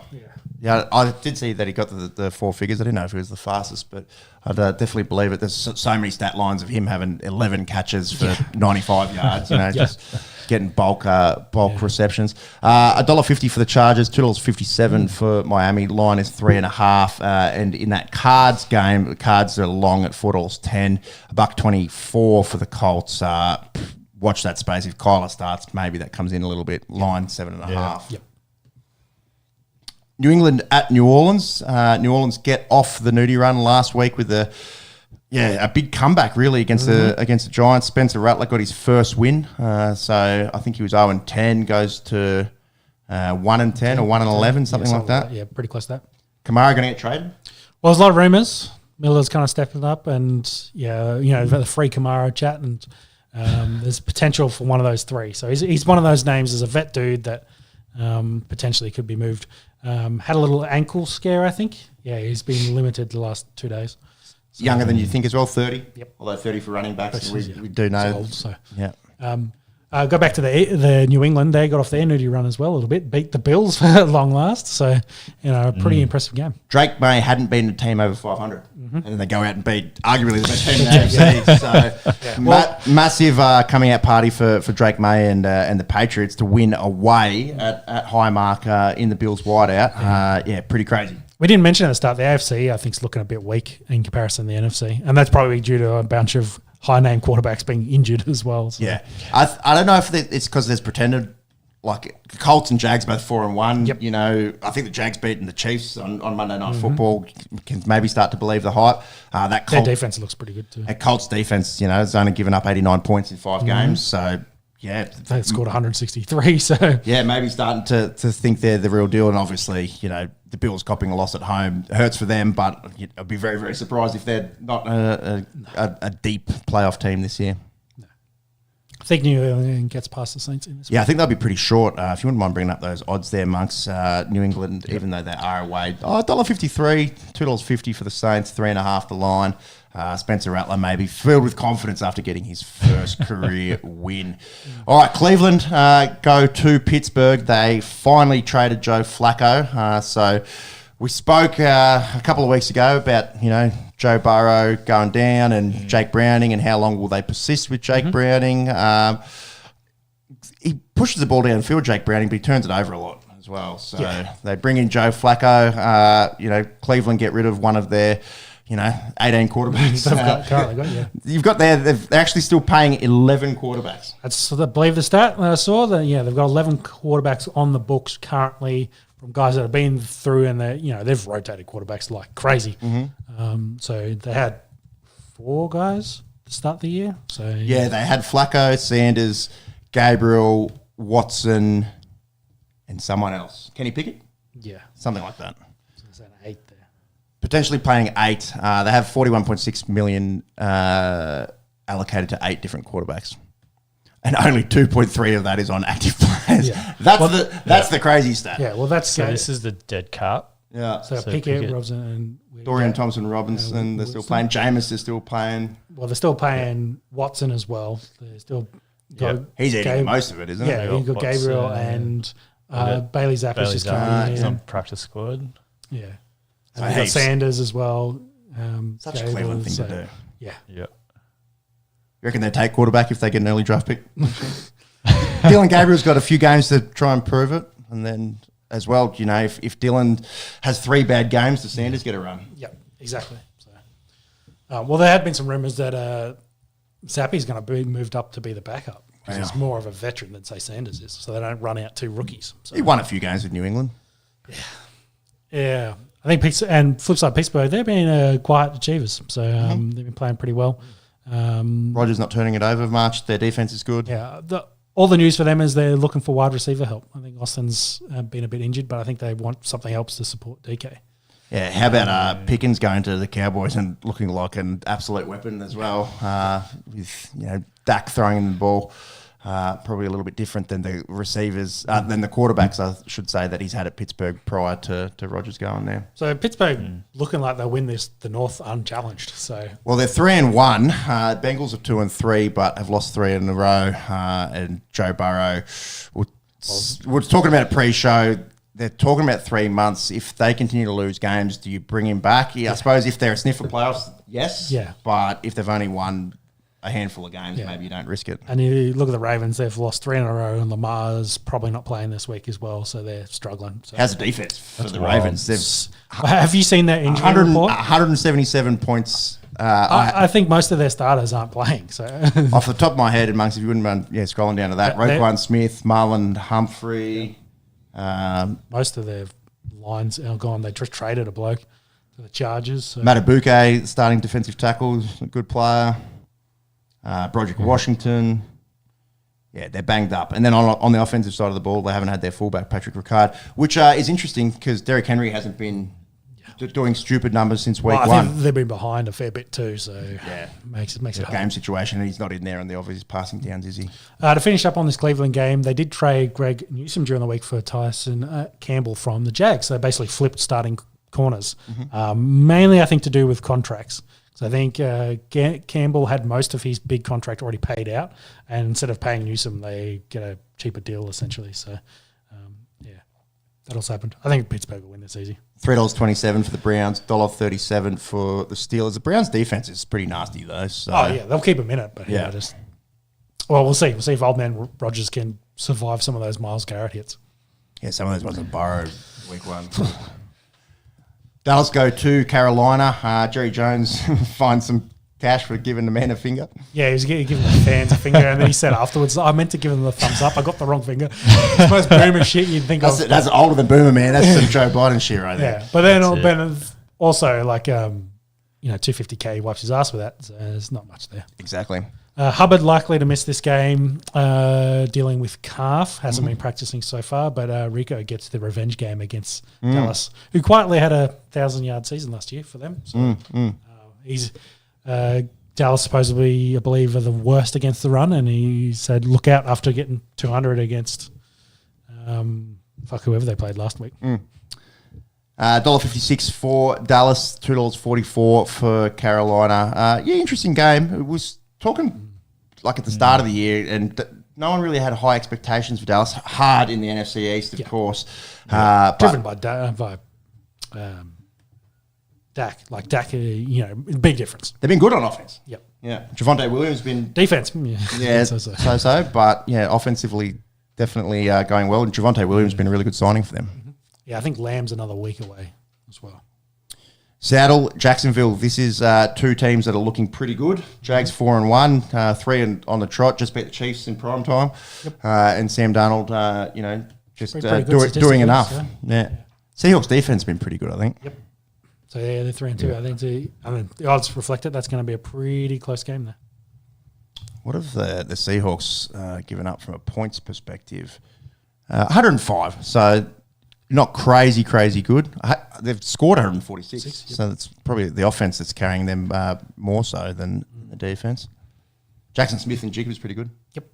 Really been let loose after moving a few of their There are other receivers at the start of the year. Yeah. I haven't been really able to get anyone else going though.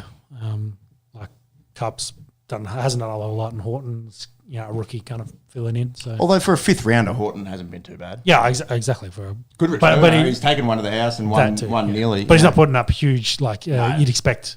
Like T Higgins type wide receiver 2 numbers. No, not at all. In fact, with Cup there, he is their wide receiver 3, but not a bad but pickup. Cup himself's not doing a whole lot. So What do you like in that? At Jacksonville? Jacksonville's pretty good. We're seeing the Trevor Lawrence that everyone thought we could see potentially. Yeah, well, Travis Etienne's been resurgent. I think that's for the Jags. That's the thing. You want to see Trevor Lawrence. I can combine his name and call him Travis.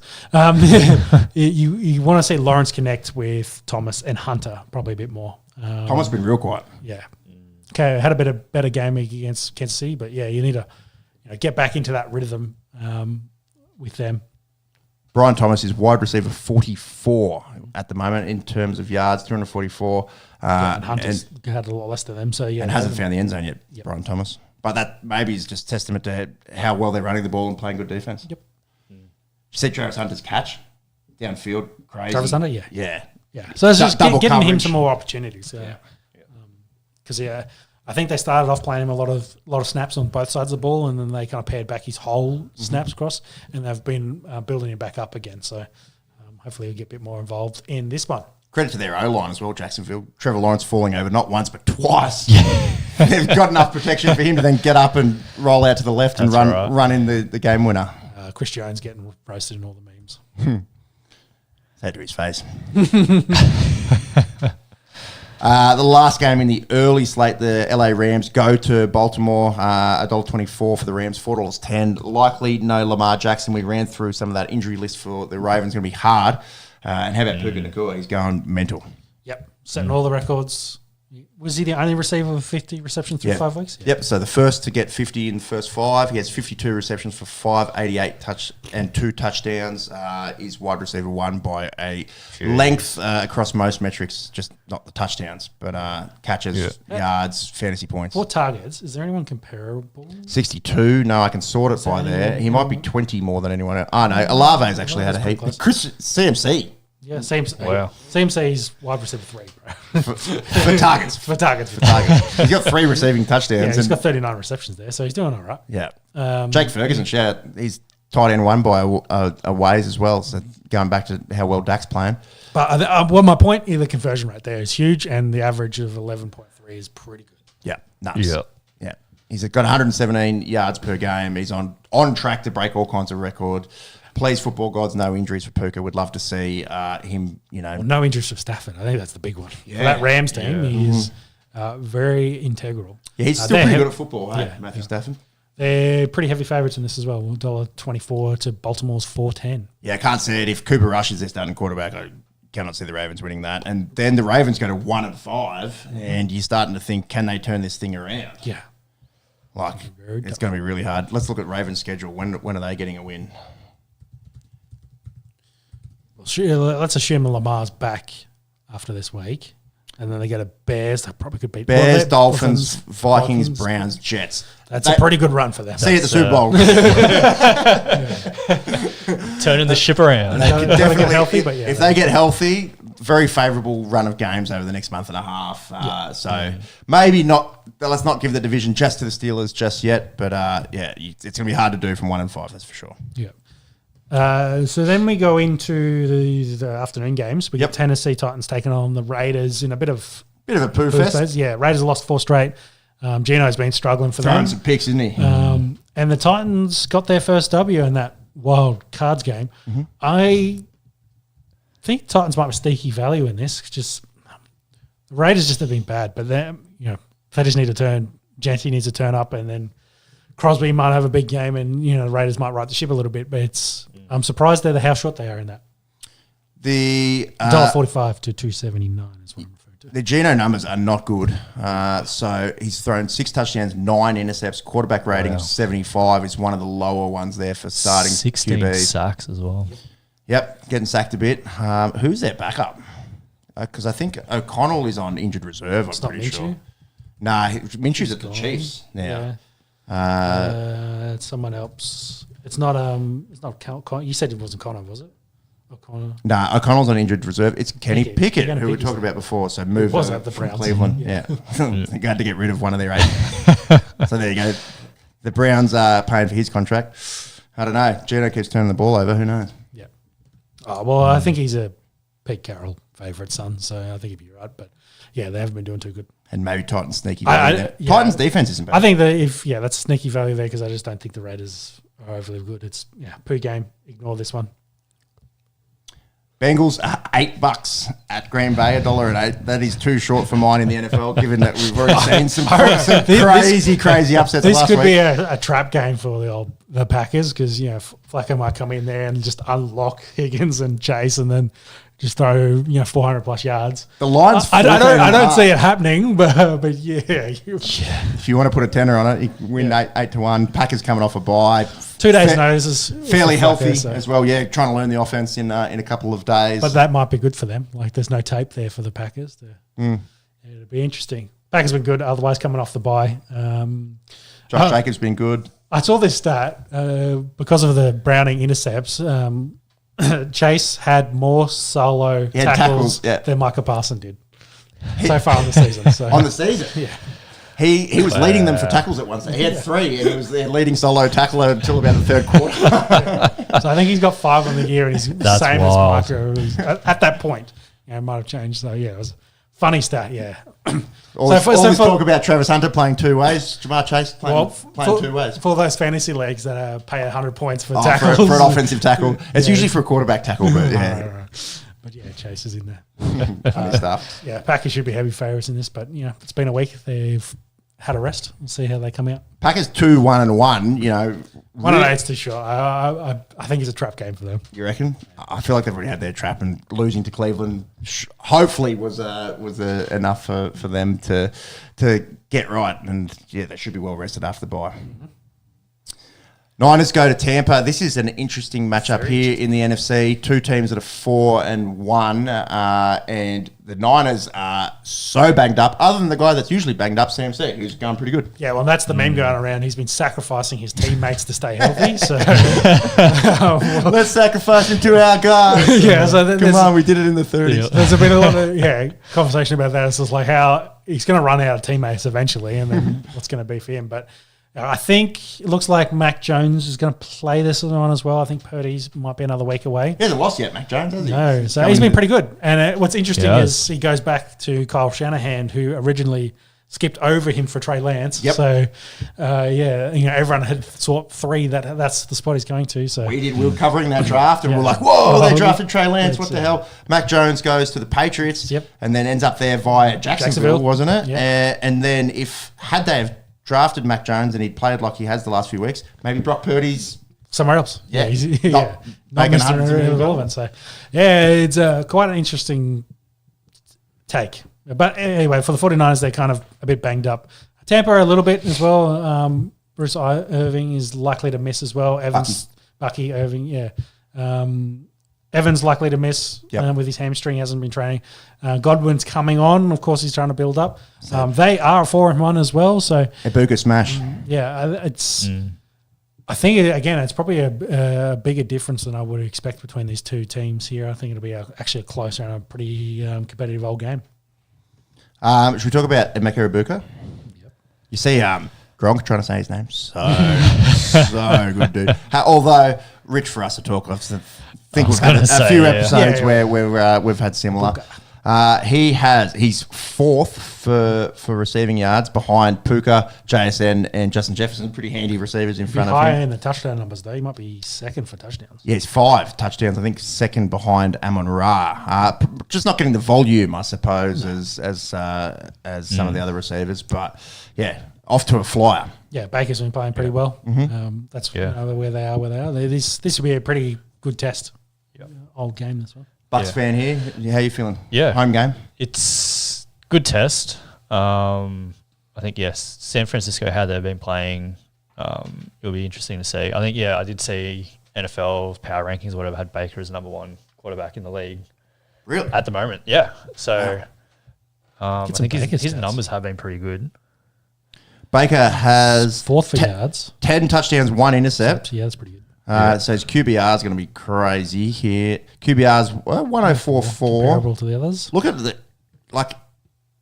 QBR of 95 doesn't cut it these days. Hey, all the top QBs going well. Stafford, who we spoke about, playing at a high level, the top for yards, 11 touchdowns, 2 intercepts for Stafford. Look at Jared Goff there, and that trade is He's also doing pretty well. Crazy. 12 touchdowns for him. Yeah, the quarterback play has been really, really good for a lot of guys. Drake May, QBR 107.8. Yeah, it's gonna. I think for Tampa, it's going to be trying to contain CMC because offensively, not a whole lot of weapons out wide. No, they've been banged up. Yep. This is a mad game. Detroit have to go to Kansas City. Detroit actually the dogs in this $2.17, $1.70 for Kansas City on Sunday Night Football. You like some value there for the Lions? Yeah, I think so. After what I saw with the Kansas City against the Jags and their defensive effort and their lack of offensive talent, the Chiefs struggling for a good, solid run game. Worthy's kind of getting back. They get Rice back next week. Yeah, he copped 6 games, so it's not this one, it's the following. Yeah, exactly. So, and the Lions look good. They're 4-1.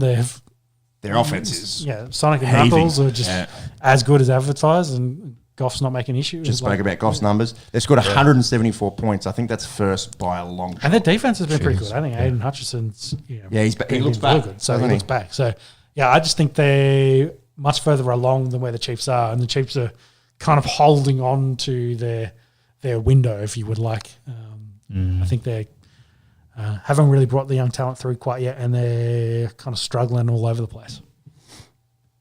Massive game Saturday Night Football. Yeah, if the Chiefs fall to 2-4, starts tough. Yeah, starts looking like the Ravens. Although you can't run them out with Mahomes, but I reckon that line's Mahomes 40 numbers on him. Because they can't run the football. He's actually going nuts. I think he's QB2 in fantasy. Yep. So he's got to throw the ball. Yeah, resurgence for maybe the best football player on the planet is weird to think of, but at least statistically, and he's doing a lot with his legs as well. All right, 2 games Monday Night Football. The Bills go to Atlanta coming off that shock loss. Bills, do you reckon they make a play at a wide receiver potentially? Maybe. They did bench Coleman through that patch game to kind of help with the learning. They don't throw it, haven't been thrown to Cook as much lately as well. Smashing on the ground though, James Cook. Yeah, they are giving him a whole bunch of carries. I think they just lack something to unlock Allen. We've talked about this before. Yeah, a lot. Like Curtis Samuels, I think, is kind of taking Elijah Moore's role, kind of moving around, and Josh Palmer and Khalil haven't really done a whole lot. So, they're missing something. The Diggs Davis days are long gone, and they're still relying on Allen to do a lot with not a lot of weapons around him. Shout out to Stephon Diggs. We didn't mention it with the Pats, but is it back-to-back 100-yard games? Yeah, getting more and more snaps for them, and he had a 50% target share in that last game, and then 40 the game before. So Dre May loved having him out there. He got 3 kids on the way. He needs a big contract. You reckon Bills get right game here in Atlanta? Atlanta have been hot and cold, man. They got slapped up by the Panthers a few weeks ago, and then Michael Penny's come out and looked unreal. Yeah, they're coming off the bye as well. They should be pretty healthy. I do like the Falcons in this a little bit. It'll be interesting to see how their defense in those first round pass rushes that they've got the 2 of them. Bijan's been good. Yeah, so I think they've got a lot of talent, the Falcons. It wouldn't surprise me if they get Buffalo in this one. Penix has unblocked Kyle Pitts a little bit too. A little bit. He's not looking like prime Travis Kelce, but he's looking maybe a bit more useful than what he has the last few seasons. Yes. I think Atlanta is very dependent on his play as well, because in that Panthers game, he was terrible. Yeah. So that's why they got dominated. And then he played better the week after that, and they looked pretty good. So, that'll be the challenge. So for the Bills, it'll be like, how can we unsettle Penix and get him out of rhythm so we can get those turnovers and force him to make errant throws. So, I think Bills get right here, and I think James Cook smash. Bears, Washington. This was the game that derailed the Bears' season last year after Tyreek Stevenson Bears was went down celebrating and early. the Commanders went flying up. So, the rematch of that. Sure did. Commanders getting, I guess, a little bit healthier. Yep. Daniels is back. McLaurin, I think, again, is probably a week away. Yep. Currently listed as out. I think I've got a few fantasy shares in him. Bill has started to look a bit good. How was the nickname Bill for a guy that's named Ja'Cory Crosscut Merritt or whatever it is? He's just Bill. You see him talking to Tom Brady?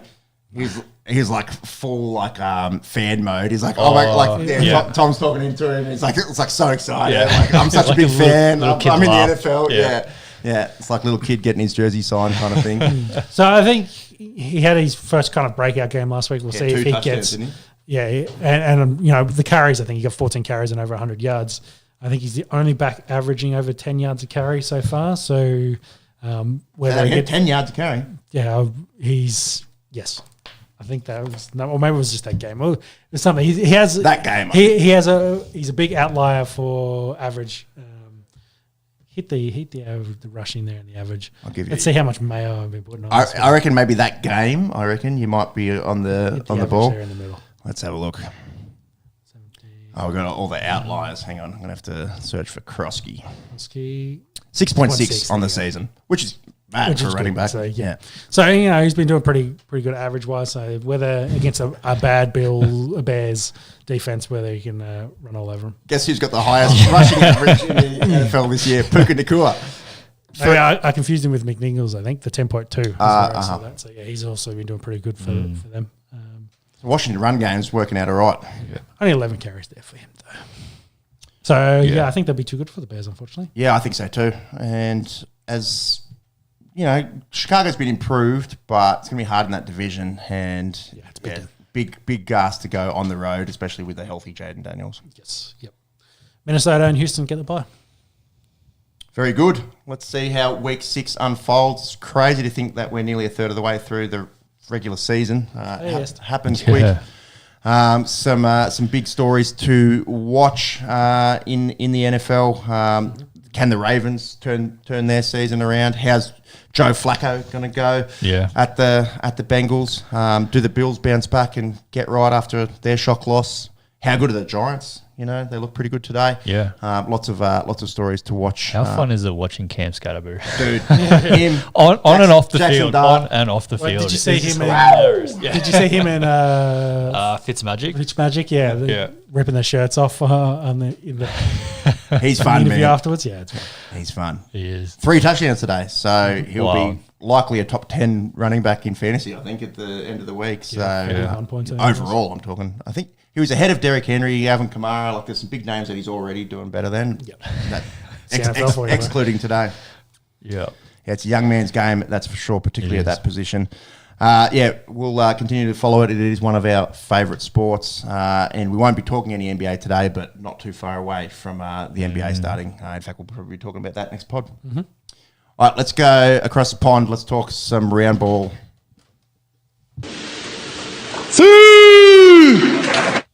Liverpool fallen off a cliff, not really, but they've lost 3 in a row, which in the current era for them is pretty crazy. 2 league games, and the Champions League game a couple of weeks ago lost to Galatasaray. So interesting to see if they can bounce back. It'll be if you can bring up who the games are this weekend, that would be great. Going back to last weekend, Bournemouth had a good win against Fulham. There's this Antoine Semenyo. I think he's second in the league for goals. He's looking pretty good. Justin Kluivert, son of Patrick Kluivert, scored a rocket. Bournemouth travelling pretty good. Tottenham had a win against Leeds. Mohamed Kudus getting his first goal there for Spurs. United actually looked all right. Yes, it was against Sunderland, but they absolutely dominated the first half there. Benjamin Sesko getting one, and Mason Mount scored there. The Sunderland keeper was working overtime in that one. Arsenal taking advantage of Liverpool's little slip-up. They win 2-0 at West Ham. Declan Rice putting the sword to his old team. He didn't celebrate. He copped a bit of stick about celebrating last year when he scored against West Ham, so it was very, very reserved in this one. And Saka, in his 200th Premier League appearance, scored from the penalty spot. Chelsea, one of the teams that have beaten Liverpool in the league, it was Palace last week. But yeah, it does mean that's 3 games in a row for Liverpool. They're still sitting pretty handily on second. We'll go through the table in just a second. Did we give them the old Esky curse? I Maybe, think we talked the last part and it was like, when are they going to lose a game? Like, whether they're going to. We were talking the undefeated seasons. We spoke I'm pretty about sure I said that. We spoke about Chelsea. We're like, Chelsea is a tough ask for them. But yeah, we definitely didn't expect Crystal Palace to beat them. That's for sure. And a pretty handy goal in this one, actually. Moises Caicedo, absolute rocket. And that was late. It was a real late one. Kakpo had the equaliser, and then there was an Estevao injury time winner for that. Mark's, you got the table there. What I'm interested in, not Forest. Have they got a win? And has Ange still got a job? They haven't won since Ange took over, I don't believe. Damn. So there's already been calls for his head. So Yeah. I've seen a lot of stuff. Well, I think in the Ange era, I'm pretty sure in the league they're 4 losses and a draw. So I did see a meme. What he's doing is just getting him relegated so he can win the championship and get the trophy in his second year and do what he does. It's all about that second year. Second year syndrome, baby. No sophomore slump for Big Ange. West Ham down there is a bit scary. Yeah, West Ham and Wolves. Yeah, Wolves. Wolves haven't won yet. 2 points from 7 games. It's obviously very early days, but you want to get off the nudie pretty early, wouldn't you? Oh, yeah. Scroll back up the top. Let's see up the top there through 7 match days. Arsenal first 16 points, 11 on the goal difference there. 1 point ahead of your Reds there, Monks, who are 5 wins, went 5 from 5 and then obviously lost the last 2. Yeah. Play United, so big game this weekend. Used to be a game of 2 mammoth clubs. I don't know if that's the case anymore. Well, based on United going win-loss, win-loss, I think they're up to losing. So yeah. Oh, well, that probably fits. Spurs are third. So the Ange divorce so far has been working out for them. They're 14 points with Bournemouth, who spoke about just before. I think Bournemouth's problem might be holding on to some of these really good players. Semenyo and Clive potentially end of the season on the move. Man City. Yeah, what do you think of City? You scored the most goals so far. Well, they've gotten right, haven't they? Look at the last 4 games. Win, draw, win, win. They go to Everton, who are playing okay, but, historically City been pretty strong against most teams, especially Everton. Palace has been good. Chelsea, there or thereabouts. Everton 8, Sunderland 9, Man United, 10. Dropping down to Newcastle, Brighton, Villa, Fulham. Leeds, Brentford, Forest, Burnley, West Ham, Wolves. So currently drop zone is Burnley, West Ham and Wolves. Still real early days, but good. 30 matches ago. So. Well, good for the EPL, I think. Unfortunate for Liverpool fans, but you've had plenty to cheer about. You haven't completely run away of this early in the season. That's it. We've got to make you think there's a chance. So you're saying there's a chance. Could you get us some odds on the season? I imagine Liverpool and Arsenal are a fair bit shorter than anyone else, but it would be interesting just to check what's going on there. From an international standpoint, I think Socceroos have got some friendlies upcoming against Canada, I believe. And in the next international break, it'll be interesting to see how Europe's going because we spoke about how far behind Europe is on the qualifiers compared to all the other ones there. That's combined trophies there. Yeah, have you just got 4 Man City. So that's EPL. What have we got?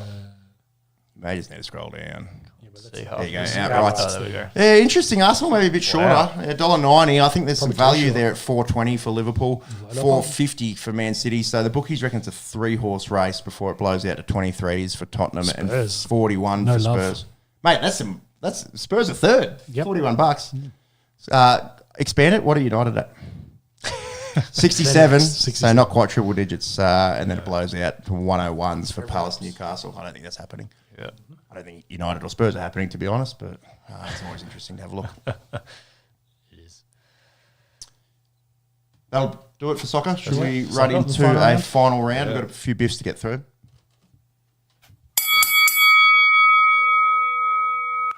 UFC 320 was last week in Las Vegas. Shauna, I might get you to run us through some of these. So at light heavyweight, Alex Pereira regains the belt after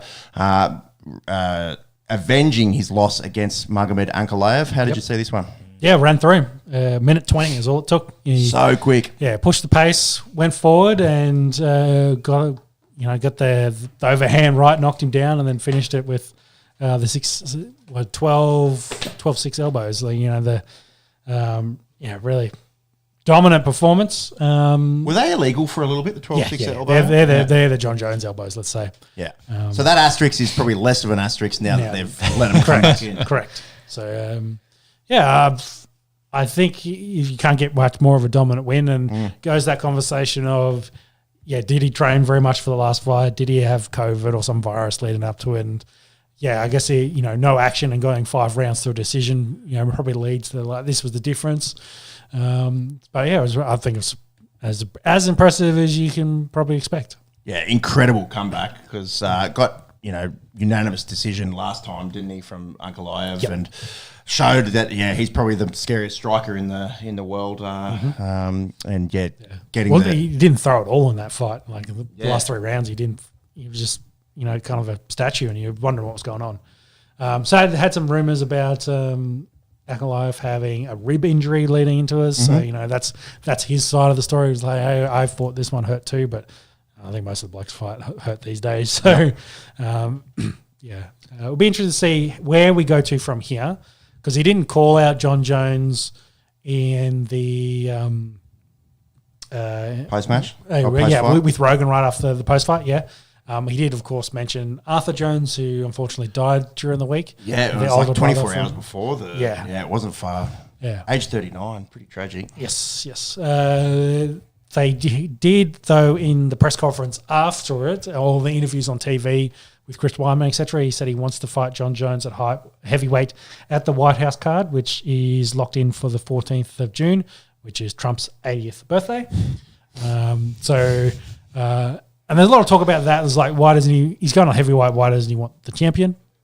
Because get that 3 champion status, be the first 3 champions. No one's ever done it, have they? No one's ever done it across 3 divisions, because it's very hard to do.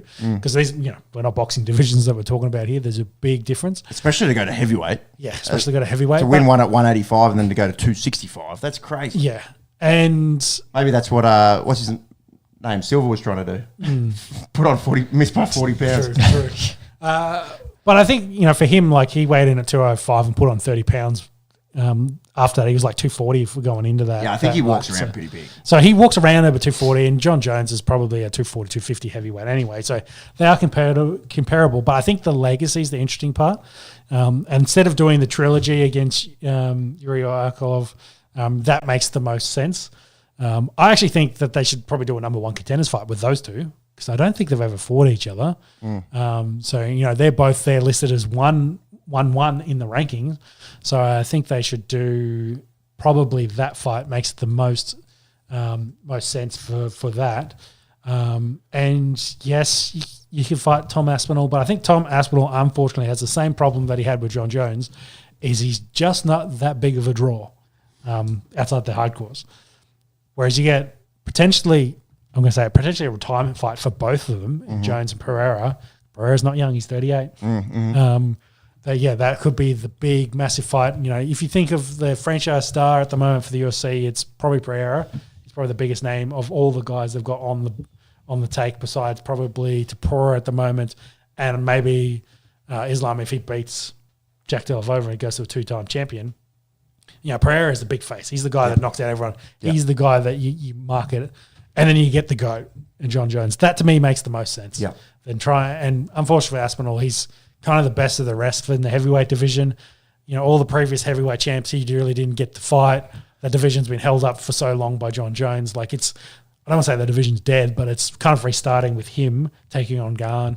So, I just don't think he has the same sort of draw. And that'd be a huge fight if they want to put that on. I like where your head's at as well, like the draw of Tom Aspinall. Massive in the UK, but is it, it's probably not the same from a name perspective. Yeah, if you run through the Jones and because I looked at it, because you go from DC to Stipe to Ngannou to Jones, essentially John Jones, and Jones was there the whole time. Yeah, and you got to remember DC retired, and then Stipe only really got on the fight. Jones retired, and Ngannou left, and then John Jones comes and is kind of semi-retired.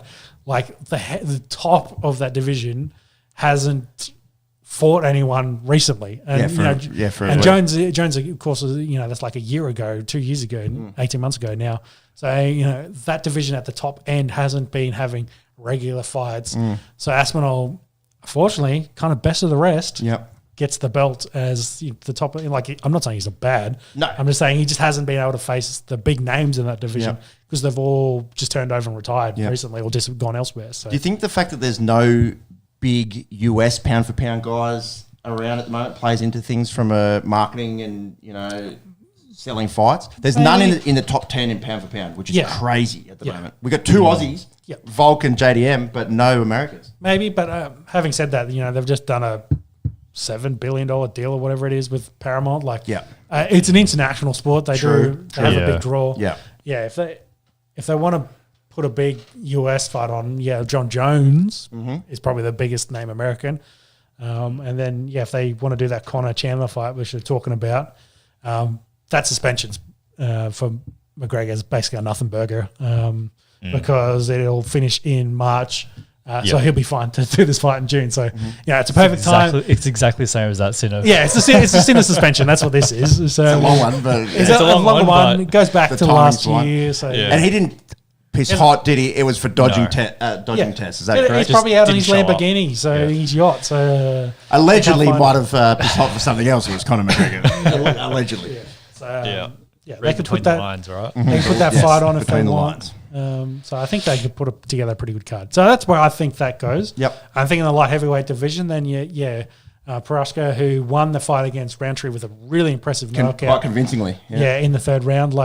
Roundtree looked good to start, but then Prohaska kind of took over in that late second and third round, and to really do some damage and put him away, which is impressive. Like Roundtree didn't get knocked out by Pereira, and Yuri do it was pretty cool. He's been in some wars also, so maybe he needs a little bit of a break. Have you seen how they've put him as tied 1-1? Tied one, which is why I'm leading to number one contenders fight. Yeah, Prohaska versus Ankalaev and Pereira. Pick one of them because I don't think they fought each other before. So no, I don't think they have. So Carlos Ulberg there, who's I think a Kiwi, looking at that flag, was the other one there. Yeah, no, they haven't. They haven't fought. So Ankalaev and Prohaska haven't fought. So for me, that's the interesting fight in the lightweight division. Get a guy that's potentially could even be the champion if Pereira potentially retires after a big money fight against John Jones. That's there. And then Carlos can come and be the first title defense for that fight. I think that's the storyline. He's on a 9-win streak, old Carlos Ulberg. He's Kiwi. City kickboxing. Yeah, getting quite old though. Carlos is 35, but he's 13-1 young MMA. He's got another 3 years before he gets to Pereira. Well, that's right. Pereira won 2 titles in that. Two 34 is prime, especially for prime. The bigger boys, seems to be mid to late 30s, doesn't it? Nicknamed the Black Jag. That's a good one. Yeah, I think it makes sense if Pereira wants to go up and potentially maybe some gloves left in the octagon. Pereira versus Jones would be huge, and then a number one contender fight between Prohaska and Ankalaev makes sense. Yeah, it's for John Jones himself officially retires. Are we getting Pacquiao versus Mayweather? As close to their primes as we can, even though it's maybe towards back end of both of their careers. But if you're going to get this fight, this is probably the last chance you're going to get it. Yep. So and I can't think of a bigger or more impressive fight in the UFC currently. They're nearly the exact same age. They're both born July '87, so they're 38. Wow. With a fight camp, they're going to be mid 38 if they could make it happen. I've seen some rumors throw the BMF on it and some other shit like that. So we'll see. Would be cool if it happens. All right, let's go down to bantamweight where Merab Dvalishvili defends against Corey the Sandman Sandhagen. Did you see this one? Yep. What were your thoughts? Was interesting kind of start to the fight. They threw a lot, but then Merab just took over with his dominant wrestling and actually threw a lot better and almost finished the fight in the third got a knockdown and was laying on the pressure, but Sandhagen managed to survive. But I think can you check the stats? He officially went over 100 career takedowns for him. I think he had 21 in this fight. Wow. Outside of the limited striking engagements, he dominated this fight from pillar to post. Won an easy decision. So second round I think was 10-8 to him, and I think a lot of the cards were like 50-44 or thereabouts. So 117. 117 career, so 27 ahead of GSP, and then GSP a fair way ahead of the next 84-78. So Dvalishvili really way on top. That's now. an interesting one. So GSP had 69 in title fights. Marab's had 3 title fights. Yeah, 38. He's got 38. So yeah, It's crazy. Also shows how many of GSP's fights were title fights. Yeah. Given he had 90 total and 69 were in title fights. Who next for Dvalishvili? Because he's starting to clean out that division, isn't he? That's the question. I doubt he's going to go up to featherweight because his best mate Sterling's up there trying to get that belt. Yeah, training partner, isn't he? He's beaten everyone else in that He's division. beaten O'Malley twice. Song maybe if he get, but yeah, that's the thing. He's cleared that division out, and he's. Is there any young, hot up-and-comers? Batista has 8 wins, but he's ranked 8. He probably needs another win. He's got Nurmagomedov. If he could beat him and then jump up to 2, maybe that makes sense. Yep. But yeah, Maybe the path, it's but yeah, really starting to clear out. Yeah. He's on a 14-win streak and 3 title defences. Yep. So winning the belt, that's 4. I think that equaled Anderson's. I think Anderson Silva had a 16-win streak overall in his career. So I think he's second now. Wow. He's equal second. That's with Jones maybe. Yeah, pretty crazy one too. Oh yeah, Jones. Yeah, Jones had 14. I think Silva had the longest, and Jones was at a because Jones of course had the asterisks. The asterisks. So Which stuffed his streak. Yeah. Man. Yeah, title bouts at 16 for John Jones. What's the longest win streak? Title bouts, most wins in a calendar, single event. Search for streak, surely. Here we go. Streak. Anderson Silva, Silva 16. Kamaru Usman and Islam Makhachev at 15. And then, John Jones at 13. Then Dvalishvili on 14. So 2 to equal Anderson Silva, 3 wins for it to be Marab's. And then, I don't know. Is it too early to start some GOAT chat, or do you have to wait for him to get up there? I don't know. It's going to be tough for him because he's not going to be able to compete easily in, go up divisions. Like featherweight is the next one, and like you said, do you run him in the Volk? Like I think that's a pretty cool and interesting fight, but Aljamain's in that division, so they're literally training partners. They're probably not going to fight each other for a belt. Yeah, that's the thing. Well, he's leaving that division for Aljamain to fight for a belt. Like is that? Okay. Can you get the featherweight rankings? I'm not sure how far away he is from Volk, and what his recent record is. 3 or 4. That's pound for pound. We want featherweight, Volk champ, Evlaov, Lopez, Rodriguez, Murphy, Sterling. Win. So they probably wouldn't fight each other anyway. Yeah, but my point is, Sterling's trying to win that belt. Sure. So as in he doesn't want to jump over him and take his spot and then beat Volk, and then Sterling's here at 5, coming off a win. Yeah. Needs to fight one of these other blokes to then potentially, step up. So and then they're fighting each other for the belt. Yeah, exactly. Like he's just I've just cucked you essentially. So how's this Rusky in the featherweight? Evlaov, he's 19-0 MMA. That win streak obviously isn't UFC inclusive. Let's see how many he's won in the UFC. 1, 2, 3, 4, 5, 6, 7, 8, 9 in the UFC. He's pretty handy. Yep. That's who beat Sterling most recently. Yeah. Hasn't fought this year though. Interesting. Anything else from a UFC perspective? Nope, that's it. Trump's 80th birthday, White House. Yep. Covered it. Yeah. So Trump. What a time to be alive. I will clarify. Trump announced it himself that he'll want to hold the event on the 14th. Dana White hasn't. Hasn't confirmed yet. Hasn't confirmed yet. Yeah. But I think they're pretty close and all of that anyway. See you later, guys. Would talk about F1 right now. Can you hear that button? I was wondering where you're going to go with that. Yeah, I had no idea. Bastian Vettel. F1 Singapore was last week, one of the more exciting events in the racing calendar. How did this one unfold, fellas? My 2 F1 nuffies left and right of me. Yeah, well, Russell won a pretty comfortable race in the end. Max finished in second, challenged a little bit throughout by Lando. But the big talking point was Lando finishing third and Oscar fourth, with Lando Probably given a little bit of room by Oscar, but then crashes into Verstappen and flies across the course and smacks into Oscar, almost putting him in the wall. So, there's been a lot of talk about papaya rules and, old footage of Zach Brown saying as long as they don't crash into each other, etc. And the more, as the weeks go on, the more favoritism is being shown to Lando. And that's not just coming from the Oscar crowd heavily, our Oscar bias here for Piastri. But it gets worse because they won the Constructors' Championship in this, and then the whole team's on the podium celebrating with Lando, and then Oscar's off in the media pin doing interviews, so they didn't even wait for him. Yeah, that's not a good look. No. So then they put out a post, saying because he's won the most points for him as well. He's leading the championship still. He's the reason why they. So he's one of the main reasons they won the Constructions at this early point in the season with six rounds to go, and 3 more sprint races. I think it is. So. So they put out a post, and then everyone will comment on that damage control. Then a report comes out that is those rumors that Oscar's looking to go to Ferrari in 2027. So it's just like, hey, I'm pissed off with the team, etc. I think this is more like we're just firing some shots off, seeing what's happened. And I've seen some rumors about a Mark Webber quote, not sure how official it is, saying maybe he needs to learn some Italian. Again, maybe they're fueling the fire that it seems the Piastri camp is pissed. That's the way I think it is.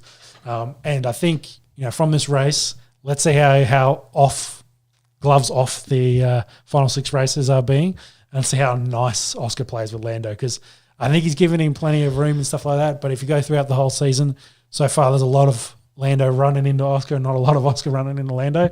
So, I think we might get a feisty end to the season. And I think there's 6 races. I'm pretty sure there's 3 sprint races, and out of all of that, Max Verstappen can still technically win the competition. So he has been closing the distance. He's got hot at the right time, hasn't he? He's 40 away from Lando and 60 odd from Oscar. I think I did see mathematically there's still 5 people that can win the championship. Really? Your top 5 can win. Yep. Yeah, I think Verstappen, if he wins all those events and say Oscar finishes second in all of them, he can still win technically. So, in the last 4 races, he's gone 2, 1, 1, 2. Yeah, he capitalised on the points, whereas the McLaren boys have kind of been, retirements in their 3s and 4s and 7s and things like that. Like, he's definitely been closing the gap. So, they'll win the Constructors, they'll squabble lots, and then Max Verstappen will come through and win. That's how the storyline. That's how the storyline is written, unfortunately. But the hope is for us Piastri fans that he'll win and then say something like "not bad for a number 2 driver," to quote Mark Webber out of this. So it's going to be a fun, interesting competition. Currently has 22-point lead on Lando with 6 races to go. Yeah. Going to the America stint, starting with the Race of Americas, I think it is, which is it Texas, that race? Yeah, Austin. Yeah, Austin. Yeah, it's Austin, Texas. Yep. Yes. Into Mexico City, Sao Paulo, Vegas, Qatar, Abu Dhabi. I don't think there was anything else. Oh, so I mentioned, I didn't. There's also this quote flying around from, how do you say Alex's last name? Palou, maybe? Palou, who's the IndyCar driver that has been linked to McLaren for a long time. And Oscar was actually essentially signed over him. There's a quote floating around that he had dinner with Zach, and I thought he was basically guaranteed to get the seat with Lando. And said, "Hey, we'll bring you on. We'll educate you through the series, and you'll come out. We'll make you an F1 champion, sort of thing. Because he's been dominant at IndyCar. He's been really good. But then they signed Oscar, and the reports is he's not a Zach Brown son. He's Andreas Staley. How do you say his last name, Jimmy? Steidl, maybe. Seidel. Actually, was the caveat for signing Piastri. So. Yeah, whether again Parrell struggle up there in McLaren, there's a lot of rumours, a lot of noise coming out from this infighting from McLaren post Singapore. We'll see if they can right the ship a little bit in Austin, or like I said, is Max Verstappen just there, just gonna just drive through and say, hey, too bad. For F1 casuals, that is a bad outcome. Yeah, that's like Tom Brady winning another Super Bowl. So it's been there, done that. To finish up motorsport, NASCAR's in its playoff series. SVG won the race. You had to get your boy in there, didn't you? Yeah, he won the Bank of Americas. Unfortunately, he was eliminated early in the playoffs. It but he also got a top 10 in an oval race the week before. So, you can see the path that if he keeps improving his oval race, win the road races, get to this point, because if winning this race basically guarantees him a spot in the top 8 to then potentially get in the 4. So they're getting pretty pointy in the NASCAR. He's leading the race 20 seconds in the stage 1 and then won the race by 20 seconds. So if they didn't do stages, which is like quarters and halves in the other codes of football over in America, he probably would have lapped the whole field. So he's pretty dominant on the old roads, old SVG. And of course, that just leads into Bathurst being this weekend, main race on Sunday. $3.40 for Feeney and Whincup, $3.40 for Kostecki and Hazelwood, and then a bit of a jump out for the biggest race in the supercar calendar. Yeah, big crash today in the 86s, Toyota 86s race. Basically gone up the straight, about 8 of them crashed into each other. Almost had a few cars flip on their roofs. Big impressive crash today for if you check that one out. Very briefly before we wrap things up, Ashes cricket is not so far away. It's confirmed Pat Cummins going to miss game 1. At least game 1. Yeah, stressing his back. And some concerns about the rest of the whole series. is potentially, I'd be... Cam Green, etc. kind of things. Yeah, I'd be... He's had a stress fracture in his back early in his career, didn't he? Yeah, remember he debuted at 18 and then he missed like 4 years of Yes. international cricket from a stress in his back. And it's always... he would have some crazy numbers if he didn't miss those years, his late teen, early 20 years.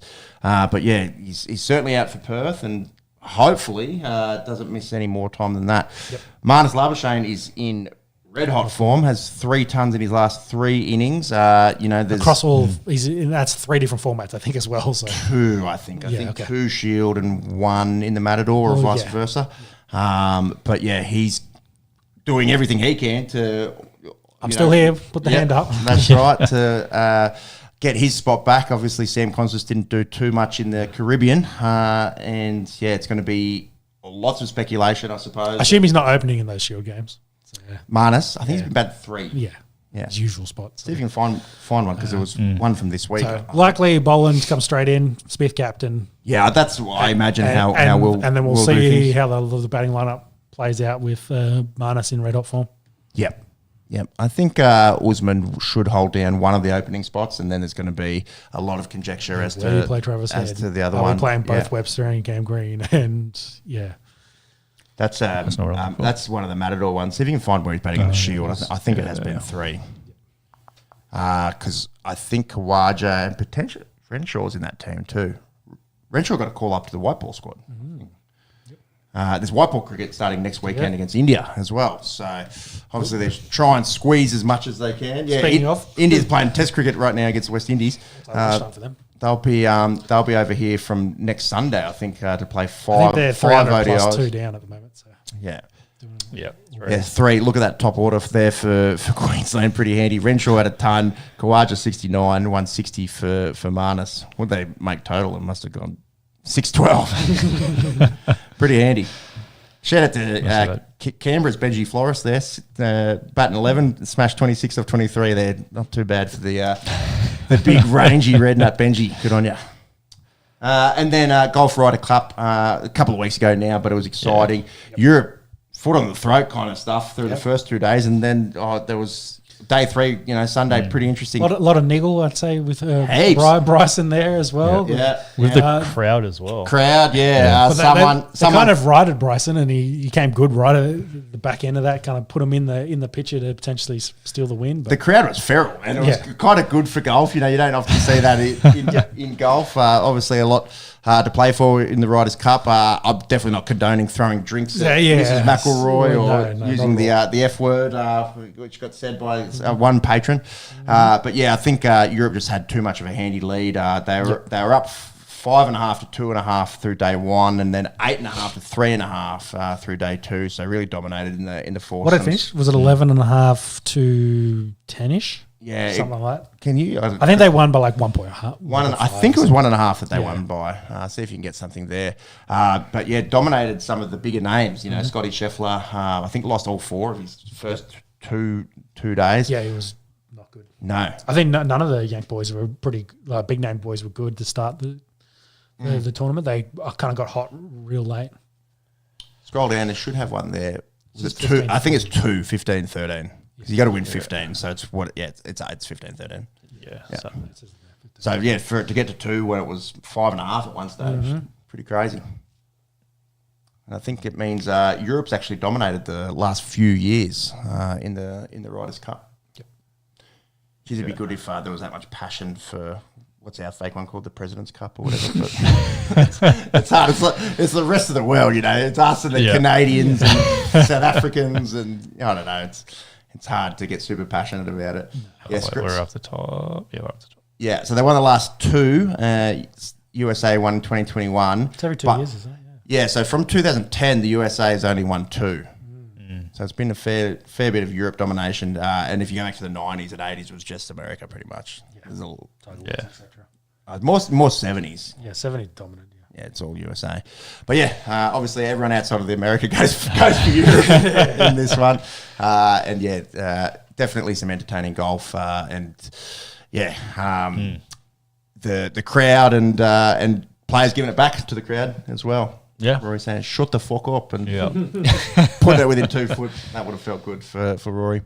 All right, that's the episode. Lots of footy finals chat, some NFL, some UFC 320, some EPL. There's plenty going on. As we look forward with our footy codes finishing up, we'll be covering a lot of NFL, the NBA starting up. We'll always keep an eye on the fights and the F1. And then we're not too far away from our summer of cricket, our official summer of cricket. I think we'll start when that first ball's bowled in Perth, but we've got some white ball cricket to watch out for in the interim. This is On The Esky. Hit that subscribe button if you found us here for the first time. We do have Facebook, Instagram, etc. Check that out. We're normally podding every couple of weeks. Do appreciate the listens and the support. We'll see in a couple of weeks to talk about all things NFL, NBA, cricket, fights, F1, etc. Yep. Catch you then. Bye. Bye. Hit your button, Jimmy.